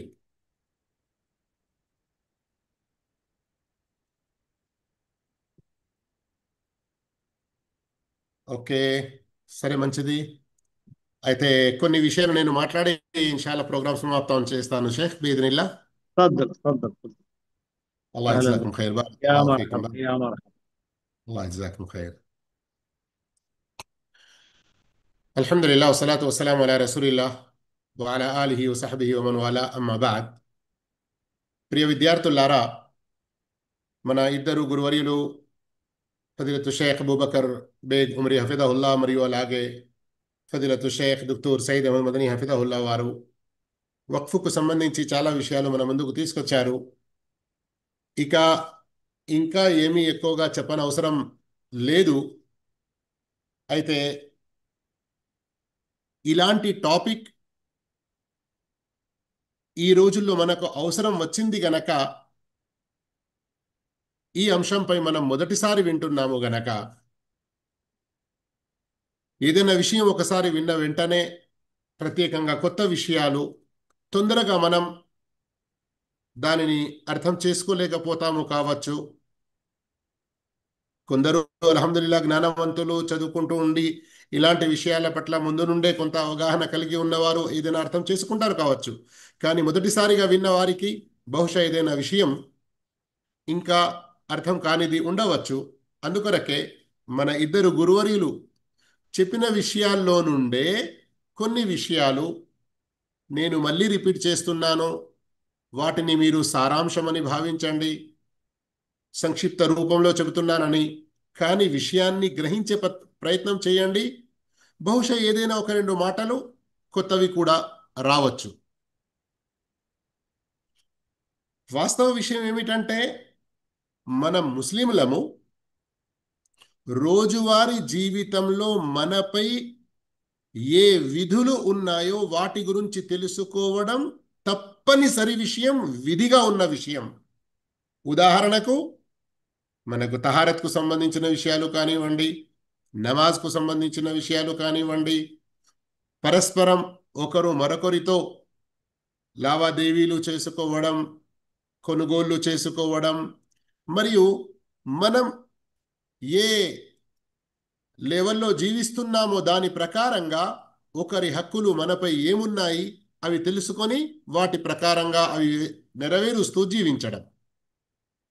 కానీ కొన్ని సందర్భాల్లో కొన్ని సమస్యలు లేదా సమయాన్ని బట్టి కొన్ని ప్రత్యేక ఆదేశాలు ఏవైతే వస్తాయో ఆ సమయంలో, ఆ సందర్భంలో వాటికి సంబంధించిన విషయాలు తెలుసుకోవడం కూడా ఒక రకంగా విధిగానే అవుతాయి. ఎగ్జాంపుల్, సంవత్సరంలోని 11 నెలల్లో విధి ఉపవాసాలు ఏమిటి అని వివరాలు మీరు తెలుసుకోకపోయినా, రమదాన్ రాకముందు ఇక రమదాన్ వస్తుంది, అందులో ఉపవాసాలు మనపై విధిగా ఉన్నాయి. ఇస్లాం 5 మూల స్తంభాల్లో అది ఒకటి. కనుక ఉపవాసాలంటే ఏమిటి, ఉపవాసాలు ఎప్పటి నుండి ఎప్పటి వరకు ఉండాలి, ఉపవాసం కేవలం ఆకలి దప్పులతో ఉండడమేనా, లేక ఇంకా అందులో ఏ భావాలు ఉన్నాయి, ఉపవాసం యొక్క ఉద్దేశాలేమిటి, ఉపవాసం వేటితో భంగం అవుతుంది, అర్థమవుతుంది కదా. ఇక ఎవరిపైనైతే అల్లాహు తఆలా జకాత్ విధిగా చేశాడో, జంతువుల రూపంలో కానీ లేదా వెండి బంగారాలు, కరెన్సీ, నగదు రూపాలు ఉండి వారు జకాత్ గురించి తెలుసుకోవడం విధిగా ఉన్నది. అయితే ఇప్పుడు వక్ఫ్ అన్న ఈ సమస్య మన ముస్లింలలో ఎంతోమంది దానికి సంబంధించిన ఆదేశాలలో ఓ రకమైన చాలా జాప్యం, దానికి సంబంధించిన ఆదేశాలలో అల్లా ఆజ్ఞలకు చాలా దూరంగా ఉండడం వల్ల ఇది కూడా ఒక పరీక్షగా మన ముందుకు వచ్చేసింది. ఎలాగైతే మన దుక్తూర్ గారు చెప్పారో, తలాకుల విషయం కానివ్వండి, స్త్రీలు మస్జిద్లకు వచ్చే విషయంలో కానివ్వండి, మనం ఎప్పుడైతే అల్లాహ్ మరియు అల్లాహ్ యొక్క ప్రవక్త ఆదేశాలను తుంగలో తొక్కామో వాటిని ఆచరించడానికి కరెక్ట్గా అల్లాహు తాలా వేరే వారి ద్వారా వారు పన్నే కుట్రలను, వారి కారణంగా మనం సత్యాన్ని గ్రహించి అర్థం చేసుకొని పాటించేటువంటి అవకాశాలు ఏర్పడతాయి. ఈ వక్ఫ్ విషయంలో కూడా ఇక్కడ కొందరికి నా మాట కొంచెం బాధగా ఏర్పడుతుంది కావచ్చు, కానీ సత్యాన్ని అర్థం చేసుకోవాలి, ఒప్పుకోవాలి, మరియు ఉన్న తప్పును, పొరపాటును సరిదిద్దుకోవాలి. ఎవరైతే ఇస్లాం మరియు ముస్లింలకు శత్రువుగా ఉంటున్నారో వారు తమ శత్రుత్వాన్ని ఏదో ఒక రకంగా వ్యక్తపరిచే ప్రయత్నం చేస్తారు, అందులో ఆశ్చర్యం లేదు. మరియు వఇన్ తస్బిరు వతత్తకు లా యదుర్రుకుం కైదుహుం షైఆ, అల్లా మనకు ఒక మంచి మార్గం కూడా చూపాడు. మీరు మీ శత్రువులు పన్నే పన్నాగాలకు వ్యతిరేకంగా ధర్మంపై నిలకడగా ఉండి ఓపిక సహనాలు వహిస్తూ అల్లా ఏ విధంగా మిమ్మల్ని జీవించమని చెప్పాడో ఆ రీతిలో మీరు జీవిస్తూ అల్లా ఆదేశించిన వాటిని పాలిస్తూ నిషిద్ధతలకు దూరంగా ఉంటూ బ్రతికారు అంటే మీ శత్రువుల యొక్క కుట్రలు మిమ్మల్ని ఏమాత్రం నష్టం చేకూర్చవు. గమనించండి, వఇన్ తస్బిరు వతత్తకు లా యదుర్రుకుం కైదుహుం షైఆ, వారి కుట్రలు మీకు ఏమాత్రం నష్టం చేకూర్చలేవు. కానీ ఎప్పుడు కండిషన్ ఇన్ మనలో సబర్ ఉండాలి, మనలో తక్వా ఉండాలి. సబర్ అంటే ఏంటి? కేవలం వారి కుట్రలకు భయపడుతూ కాదు, మన ధర్మంపై మనం నిలకడగా ఉండాలి. అస్సబ్రు వల్ ముసాబర. తత్తకు అంటే ఏమిటి? అల్లా మరియు అల్లా యొక్క ప్రవక్త ఇచ్చిన ఆదేశాలను పాటించాలి, నిషిద్ధతాలకు దూరంగా ఉంటూ ఉండాలి. ఇప్పుడు సమస్య వక్ఫ్కు సంబంధించినది వచ్చింది. ఇందులో ఏదో పొరపాటు మన పెద్దల ద్వారా కానివ్వండి, మన ధనవంతుల ద్వారా కానివ్వండి, భూ కబ్జాదారుల ద్వారా కానివ్వండి, లీడర్ల ద్వారా కానివ్వండి, జరిగిన ఆ పొరపాట్లను వారు సవరించుకోవాలి, సరిదిద్దుకోవాలి, సంస్కరించుకోవాలి. మరియు మనం ధర్మంపై నిలకడగా ఉంటూ వారి యొక్క కుట్రలను అల్లాతో దువా చేసుకుంటూ అల్లాహుమ్మా ఉంకుర్ లనా వలా తంకుర్ అలైనా, అఇన్నా వలా తుఇన్ అలైనా, ఇలాంటి దువాలు ప్రవక్త సల్లల్లాహు అలైహి వసల్లం వారు మనకు నేర్పారు కదా. ఆ దువాలు మనం చేసుకుంటూ ఉండాలి. సోదర మహాశివులారా, సోదరిమణులారా, సంక్షిప్తంగా నేను వక్ఫ్ గురించి కొన్ని ఎగ్జాంపుల్స్ ఇస్తూ కొంచెం వివరించే ప్రయత్నం చేస్తాను. శ్రద్ధగా వినండి. మన ఇద్దరు గురువర్యులు చెప్పిన విషయాలను కూడా నా మాటల ద్వారా గుర్తు చేసుకొని ఈ నాలెడ్జ్ని మీ మదిలో మంచిగా నాటుకోండి. మనిషి సంఘజీవి కదా, మనిషి సంఘజీవి. ఒంటరిగా రాలేదు, ఒంటరిగా పోడు, తల్లిదండ్రుల ఆధారంగా వారి యొక్క మాధ్యమంతో వచ్చాడు. ఓ నలుగురు తీసుకెళ్ళి మళ్ళీ ఖననం చేస్తారు. ఇహలోకంలో బ్రతికేది కూడా నలుగురి మధ్యలో. అందుకొరకే ఇస్లాం ధర్మం యొక్క గొప్పతనం ఏమిటంటే మనిషి స్వయానికి లాభం చేకూర్చుకుంటూ స్వయం తనకు తాను అన్ని రకాల నష్టాల నుండి దూరం ఉంచుకుంటాడో అలాగే ప్రజల కొరకు కూడా మేలు ఆశించాలి. ప్రజలకు మేలు చేసేవాడు కావాలి. మరియు ప్రజలకు మేలు చేయడంతో పాటు వారికి హాని కలిగించకుండా ఉండాలి. దీనికి సంబంధించి ఎన్నో హదీసులు ఉన్నాయి కదా. ఉదాహరణకు బుఖారీలోని సహీహ్ హదీస్, లా యుమిను అహదుకుం హత్తా యుహిబ్బ లి అఖీహి మా యుహిబ్బు లి నఫ్సిహి, తన సోదరుని కొరకు స్వయం తాను తన కొరకు ఇష్టపడినది తన సోదరుని కొరకు ఇష్టపడనంత వరకు విశ్వాసి కాజాలడు. అందరికంటే ఉత్తమమైన ముస్లిం ఎవరు అని ప్రశ్నించినప్పుడు మన్ సలిమల్ ముస్లిమూన మిన్ లిసానిహి వ యదిహి, అతి ఉత్తమమైన ముస్లిం ఎవరు? అతని ద్వారా ఇతరులందరూ కూడా సురక్షితంగా ఉంటారు. ఇతని నాలుక ద్వారా కూడా ఏ ఆపదకు గురికారు. ఇతని యొక్క చేష్టలతో, చేతులతో, కాళ్ళతో కూడా ఏ హాని వారికి కలదు. అల్ ముమిను మన్ అమినహున్నాస్, నిజమైన మోమిన్ విశ్వాసి ఎవరు? ఎవరి ద్వారానైతే ఇతరులు శాంతిగా ఉంటారు. గమనిస్తున్నారా? ఇలాంటి సంఘజీవి అయిన మానవుడు తాను జీవిస్తున్న ఈ సమాజంలో అందరి అవసరాలను గ్రహిస్తాడు.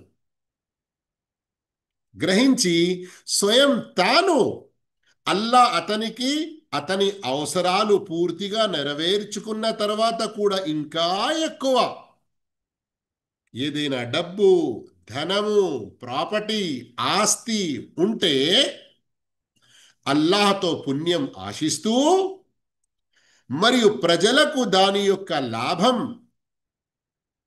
తాత్కాలికంగా కాకుండా దీర్ఘకాలం వరకు ఉండేందుకు మంచి ప్రయత్నాలు చేస్తాడు.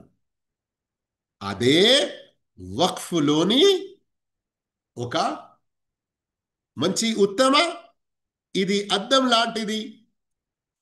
అయితే మన దుక్తూరు గారు చెప్పినట్లు వక్ఫ్ అన్న పదమే ఖురాన్లో లేదు, వక్ఫ్ అన్న విషయమే ఇస్లాంలో లేదు. వాస్తవానికి ఇది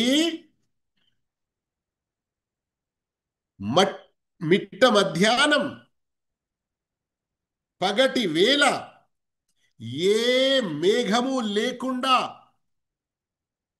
ఎండకాలం నాటి పగటి రోజులో సూర్యుడు స్పష్టంగా ఉన్నాడు, చెమటలు కూడా కాడుతున్నాయి, వెలుతురు కూడా కనబడుతుంది, ఎక్కడ ఏ మేఘం లేదు. అలాంటి ఆ సమయంలో ఏంటి ఇంత చీకటి ఉన్నది అని ఎవరైనా అంటే ఏమంటారండి మీరు? ఖురాన్లో హదీసులో వక్ఫ్ గురించి లేదు, ఉమర్ రదియల్లాహు తను కాలంలో వచ్చింది అని ఎవరైతే అంటున్నారో వారు ఇలా స్పష్టమైన మిట్ట మధ్యాహ్నం పట్ట పగలు సూర్యుడు ఇంకా ఉదయించలేడు అన్నటువంటి మాట కంటే మరీ చాలా ఘోరమైనది. ఇస్లాం కంటే ముందు కాలాల్లో కూడా వక్ఫ్ కు సంబంధించిన ఆధారాలు మనకు కనబడుతున్నాయి. కానీ ఇస్లాం వాటిని సవరించింది, వాటికి ఒక మంచి వ్యవస్థను ఏర్పాటు చేసింది. హజరత్ మన షేఖ్ అబూబకర్ ఉమరీ మరియు షేఖ్ దుక్తూర్ సయ్యద్ అహ్మద్ మదనీ ఇద్దరూ కూడా ఉమర్ రదియల్లాహు తఆలా వారి యొక్క హదీసులు సహీ బుఖారీ మరియు సహీ ముస్లిం ఇంకా వేరే హదీస్ గ్రంథాల్లో కూడా వచ్చి ఉంది. ఈ అంశాన్ గురించి చూస్తూ నిన్న బుఖారీ, ముస్లిం, అబూ దావూద్, తిర్మిదీ, నసాయి, ఇబ్ను మాజా ఈ 6 గ్రంథాల్లో ఈ హదీసును చూస్తే ఎంత ఆశ్చర్యం కలిగింది అంటే ఉమర్ రదియల్లాహు తాలా అన్హు వారి ఒక్క హదీసు నుండి ఆ ముహద్దిసీన్లు ఎన్ని విషయాలు కమ్ మిన్ మసాయిలిన్ ఇస్తంబతు మిన్హా, ఎన్నో విషయాలు, ఎన్నో అందులో నుండి లాభాలు మనకు తెలియజేశారు. అయితే ఈ వక్ఫ్ అన్నది ఏమిటి? మనం ఇస్లామీయ చరిత్రలో చూసుకుంటే సహాబాల కాలంలో నుండి దగ్గరి వరకు సమాజంలో ఎవరెవరికి ఎక్కడెక్కడ ఎలాంటి అవసరాలు ఉండేవో వాటికి సంబంధించిన వక్ఫులు కనబడుతున్నాయి. ఏంటి? ఇప్పుడు ప్రస్తుతం నేను సౌదీయాలో ఉన్నాను. ఇక్కడ సౌదీ అరబ్లో వజారతుల్ ఔకాఫ్ అని ఒకటి ఉన్నది, ఔకాఫ్ మినిస్ట్రీ, ఎండోమెంట్ మినిస్ట్రీ. మరియు ఇక్కడ వక్ఫులు చూసుకుంటే నేను ఉన్నటువంటి ఒక చిన్న గ్రామంలోనే ఈ రోజుల్లో ఎంతో మంది ప్రజలకు కిడ్నీలకు సంబంధించిన ప్రాబ్లమ్స్ వస్తున్నాయి కదా. కానీ ఎంతో మంది ఎలా ఉన్నారు? స్వయంగా వారు డయాలసిస్ చేయించుకోలేరు, అంత డబ్బు వారి వద్ద లేదు. అలాంటి సందర్భంలో మొహమ్మద్ బిన్ అలీ అబ్దుల్ లతీఫ్ ఆయన ఏం చేశాడు? కిడ్నీ స్పెషలిస్ట్ హాస్పిటల్ ఒకటి కట్టించాడు. అందులో కిడ్నీలకు సంబంధించిన ఏ రోగాలు ఉంటాయో వాటికి సంబంధించిన చికిత్సలకు ఏ పరికరాలు అవసరమో అవన్నీ కూడా అక్కడ కొని తెచ్చి పెట్టేశాడు. ఇక ప్రతి నెల ఏ ఖర్చు అయితే అవుతూ ఉంటుందో అదంతా ఆయన భరిస్తూ ఉంటాడు. డబ్బు లేని వాళ్ళు అక్కడికి వచ్చి తమ యొక్క ఇలాజ్, తమ యొక్క చికిత్స చేయించుకుంటూ ఉంటారు. ఇప్పుడు ఈ కిడ్నీకి సంబంధించిన ప్రత్యేక హాస్పిటల్, అందులో అన్ని పరికరాలు అల్లాహ్ కొరకు వక్ఫ్ చేసి ఇది కిడ్నీ పేషెంట్ల కొరకు, అలాగే అలాగే మరొక వ్యక్తి వస్తాడు, ఈ రోజుల్లో నానా రకాల తిండ్లు తిని పనులు కూడా చాలా పాడైపోతున్నాయి. అయితే ఒక డెంటల్ కాలేజ్ ఓపెన్ చేసేసాడు, అల్లా కొరకు వక్ఫ్ చేశాడు. అందులో 7-8 రకాల స్పెషలిస్టులు ఎవరైతే ఉంటారో వాటికి సంబంధించిన పరికరాలన్నీ కూడా అక్కడ వారికి సమకూర్చాడు. ఇక దంత చికిత్స చేసుకునేవారు ఫ్రీగా వచ్చి అక్కడ చేసుకుంటూ ఉంటారు. అయితే ఈ విధంగా తారీఖుల్ ఔకాఫ్, వక్ఫ్ ఏకవచనం, ఔకాఫ్ బహువచనం, మన ఇస్లామీయ చరిత్రలో ఈ ఔకాఫ్ మరియు వక్ఫ్కు సంబంధించిన ఒక చరిత్ర ఉన్నది. దీనిపై పెద్ద పెద్ద పుస్తకాలు రాయబడ్డాయి. అయితే ఇలా ఒక కాలంలో డెమస్కస్ అక్కడ ఖిలాఫత్ చాలా సంవత్సరాల వరకు ఉండినది. మన దుక్తూర్ గారు చెప్పినట్లు మనుషులకు అవసరం ఉండే అవసరాలన్నీ తీరిన తర్వాత కూడా ఎవరైనా ధనవంతుడు వచ్చి నేను వక్ఫ్ చేయాలనుకుంటున్నాను, నా ధనాన్ని, నా యొక్క భూమిని, నా యొక్క ఆస్తిని, ప్రాపర్టీని, అయితే నాదిరుల్ ఔకాఫ్, ఔకాఫ్కు సంబంధించిన బాధ్యులు, సంరక్షకులు, వారు అన్ని అవసరాలు చూసి అయ్యా ఏ ఏ అవసరాలైతే ఉండినవో వాటికి సంబంధించి ఫలానా ఫలానా అందరూ కూడా వక్ఫ్ చేసి ఉన్నారు. కానీ మన ఈ ప్రాంతంలో ఫలానా ప్రాంతం నుండి అక్కడ విపరీతమైన చలి ఉండడం వల్ల ఆ చలికాలంలో మన ఈ వేడి ప్రాంతానికి పక్షులు వలస వస్తున్నాయి. అయితే వారి యొక్క తిండికి సరిగా సౌకర్యాలు లేని వల్ల కొన్ని చనిపోతున్నట్లుగా కూడా చూశాము. నీవు ఆ పక్షుల కొరకు ఏదైనా వక్ఫ్ చేస్తే చేయవచ్చు అన్నటువంటి సలహాలు ఇచ్చిన రోజులు కూడా గడిచాయి. అల్లాహు అక్బర్. సోదర మహాశయులారా, నిజంగా ఔకాఫ్ వక్ఫ్ ఏదైతే ఉన్నదో దానిని ఇస్లామీయ విధానంలో, ఇస్లాం నేర్పినటువంటి మంచి వ్యవస్థలో నడిపించారంటే మన మధ్యలో, మన సమాజంలో ఏ దారిద్ర్యం చూస్తున్నామో, ప్రజలలో ఏ పేదరికం చూస్తున్నామో అవన్నీ కూడా అల్హమ్దులిల్లా అల్లా యొక్క దయతో పూర్తవుతాయి. ఎవరు కూడా ఒకరి ముందు చెయ్యి చాపకుండా ఉండగలుగుతారు. కానీ ఏంటి అవసరం? స్వార్థం అనేది మనలో నుండి పోవాలి. ఇతరులకయ్యే లాభాన్ని ఎక్కువగా కాంక్షించాలి. నేను నా తర్వాత వచ్చేటువంటి 10 మంది జనరేషన్స్కి నా యొక్క మనవల్లకే కాదు, ముని మనవల్ల వరకు కూడా ఆకలితో ఉండకుండా నేను కూడబెట్టుకోవాలి అన్నటువంటి పేరాశ ఎవరికైతే ఉంటుందో, ఇలాంటి ఈ చెడు గుణాల వల్ల వారు ఎంతో డబ్బు ధనానికి అధికారులైనా లేదా వక్ఫ్ లాంటి ఆస్తులకు, ప్రాపర్టీలకు అధికారులు అయినా అందులో సరియైన వ్యవస్థను నడపనందువల్ల ఇన్ని రకాల ఇబ్బందులు మనకు ఎదురవుతూ ఉంటాయి.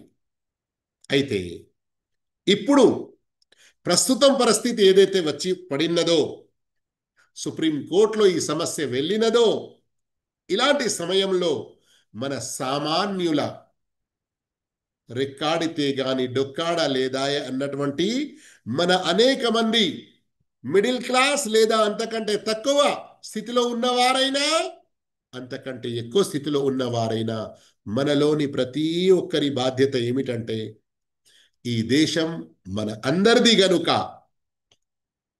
మనం ఈ దేశాన్ని కాపాడుకోవటంతో పాటు అంతకంటే ముఖ్యమైన మన ధర్మంలో ఎవరు కూడా జోక్యం చేసుకోకుండా, ఇందులో ఎలాంటి జోక్యం చేసుకోకుండా ఉండడానికి స్వయం మనం ఇస్లాం ధర్మంపై స్థిరంగా ఉంటూ అల్లాతో దువా చేస్తూ ఉండాలి.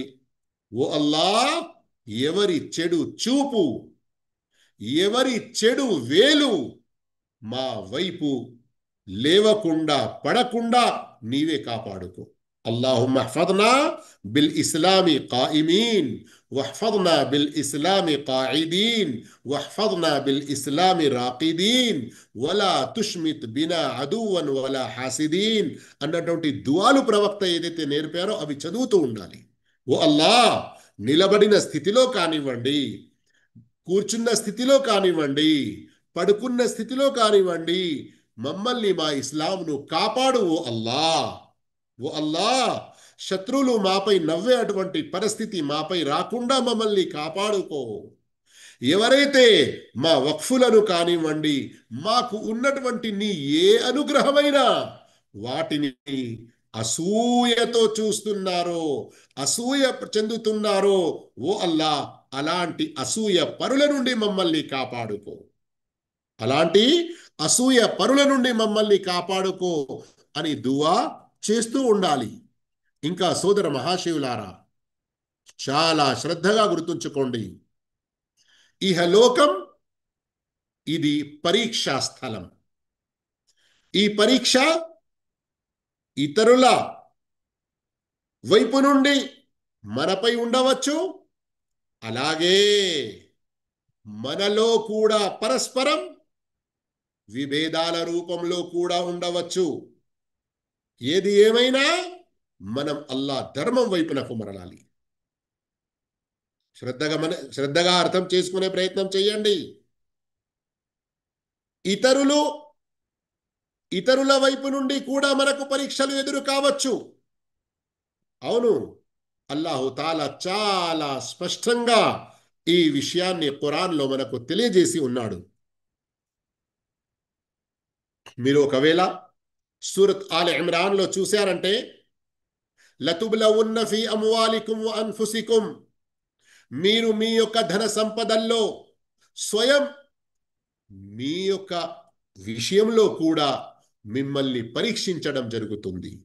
వలతస్మఉన్న మినల్లదీన ఊతుల్ కితాబ మిన్ కబ్లికుం వ మినల్లదీన అష్రకు అదన్ కతీరా, గ్రంథ బహుళల వైపుల నుండి, బహుదైవారాధకుల వైపు నుండి మీరు ఎన్నో రకాల బాధాకరమైన విషయాలు వినవలసి ఉంటుంది. వఇన్ తస్విరు, ఇక్కడ కూడా గమనించండి, సూరత్ ఆల్ ఇమ్రాన్ ఆయత్ నంబర్ 186 ఇది. ఒకవేళ మీరు ఓపిక సహనాలు వహించారు, వతత్తకు, మీ ధర్మంపై మీరు నిలకడగా అల్లాతో భయపడుకుంటూ జీవించారు, ధర్మానికి వ్యతిరేకంగా వెళ్ళలేదు, ధర్మంలో మితిమీరిపోలేదు, అల్లా ఆదేశాలను తుంగలో తొక్కలేదు, నిషేధించిన వాటికి పాల్పడలేదు, తక్వాతో జీవితం గడిపారు. తస్బిరు, ఓపిక సహనాలతో, ఫఇన్న దాలిక మిన్ అజ్మిల్ ఉమూర్, ఇదే చాలా దృఢమైన విషయం. ఇలా మీరు ఉన్నారంటే మీకు తప్పకుండా లాభం కలుగుతుంది. అందుకొరకే ప్రవక్త సల్లల్లాహు అలైహి వసల్లం నేర్పిన దువాలలో మనం దువాలు చదవాలి. కంఠస్థం చేసుకోకపోయినా ఇలాంటి సమయానికి మనకు ఇలాంటి దువా నేర్పడం జరిగింది అని ఆ దువా చూసి అయినా చదువుకోవాలి. పరస్పరం ఏవి వివిధాలు, ఎంత ఆశ్చర్యకర విషయం కదా, ఎంత ఆశ్చర్యకరమైన విషయం. వక్ఫుకు సంబంధించి అందులో మార్పులు చేయాలని కొందరు ప్రయత్నాలు చేస్తున్నారో, దానికి మన ముస్లింలలోనే కొందరు సమర్థిస్తున్నారంటే వారి యొక్క పరిస్థితి ఎంతగా దిగజారిపోయిందో ఇది కూడా ఓ రకమైన పరీక్ష. అందుకొరకు ప్రవక్త సల్లల్లాహు అలైహి వసల్లం నేర్పిన దువాలలో ఒకటి, రబ్బి అఇన్ని వలా తుఇన్ అలయ్య వన్సుర్ని వలా తన్సుర్ అలయ్య వంకుర్లి వలా తమ్కుర్ అలయ్య వహ్దిని వయస్సిర్ హుదాయ ఇలయ్య వన్సుర్ని అలా మన్ బగా అలయ్య. ఓ అల్లా, నాకు సహాయం చెయ్యి, నాకు వ్యతిరేకంగా ఇతరుల సహాయం చెయ్యకు. ఓ అల్లా, ఎవరైతే నాకు వ్యతిరేకంగా కుట్రలు పన్నుతున్నారో నీవు నాకు తోడుగా ఉండు, మరియు వారికి వ్యతిరేకంగా కుట్రల్లో నాకు నీ సహాయాన్ని అందించు. మరియు ఇవన్నీ జరుగుతున్నప్పటికీ మనం స్వయంగా ఇస్లాంపై ఎలా ఉండాలి? ఇహ్దినీ, నాకు సన్మార్గం చూపి దానిపై స్థిరంగా ఉంచు. సన్మార్గ విషయం ఏదైతే ఉందో దానిని నా కొరకు సులభతరం చెయ్యి. మరియు ఎవరైతే మాపై అత్యాచారం చేస్తారో, ముబ్లించింగ్ చేస్తారో, దౌర్జన్యం చేస్తారో, మా స్వయం ఆత్మలపై కానివ్వండి లేదా మాకు సంబంధించిన వాటిపై ఎవరైతే చెడు దృష్టి వేసి చెడు వేలు ఎత్తి మాకు ఏ అన్యాయం చేయదలుచుకుంటారో వన్సుర్ని అలా మన్ బగా అలయ్య, వారికి వ్యతిరేకంగా కూడా నీవు నాకు సహాయం చెయ్యి.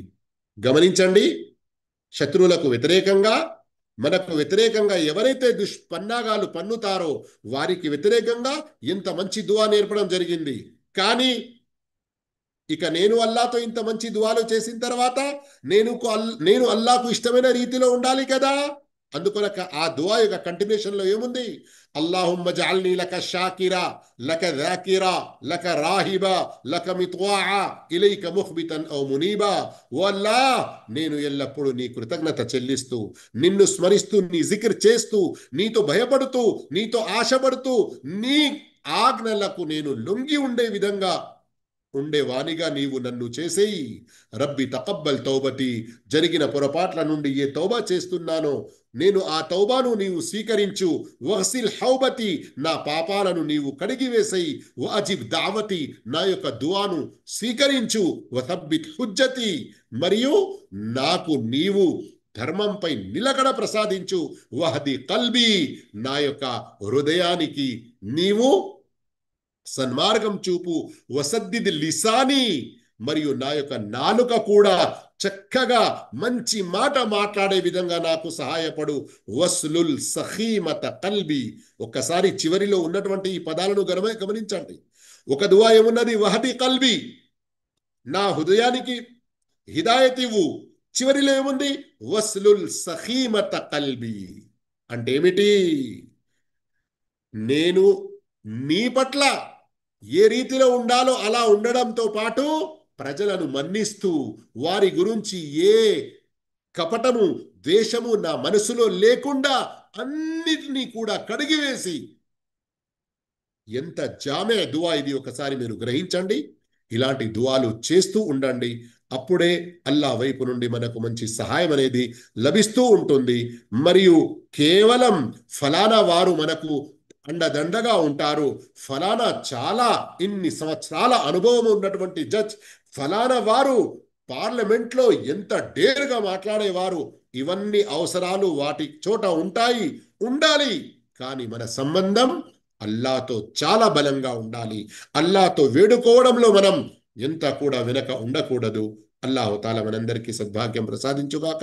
ఇంత సమయం మీరు కేటాయించినందుకు అల్లా మీకు ఇహ పరలోకాలలో అన్ని రకాల మేళ్లు ప్రసాదించుగాక. ముస్లింలపై వచ్చే అటువంటి అన్ని ఆపదలను అల్లా దూరం చేయుగాక. అల్లాహు తాలా ఇస్లాం మరియు ముస్లింలను ఎవరైతే చెడుగా చూస్తున్నారో, ఆలోచిస్తున్నారో, అల్లాహు తాలా వారికి హిదాయత్ ప్రసాదించుగాక. ఇస్లాం యొక్క మంచితనాలు, గొప్పతనాలు వారికి అర్థమై వారు ఇస్లాం స్వీకరించి లేదా కనీసం ఇస్లాం పట్ల మంచిగా, ముస్లింల పట్ల మంచిగా మెలిగేటువంటి భాగ్యం అల్లా వారికి ప్రసాదించుగాక. ఆమీన్. వఆఖిరు దఅవానా అల్హమ్దులిల్లాహి రబ్బిల్ ఆలమీన్. వస్సలాము అలైకుం వరహ్మతుల్లాహి వబరకాతుహు.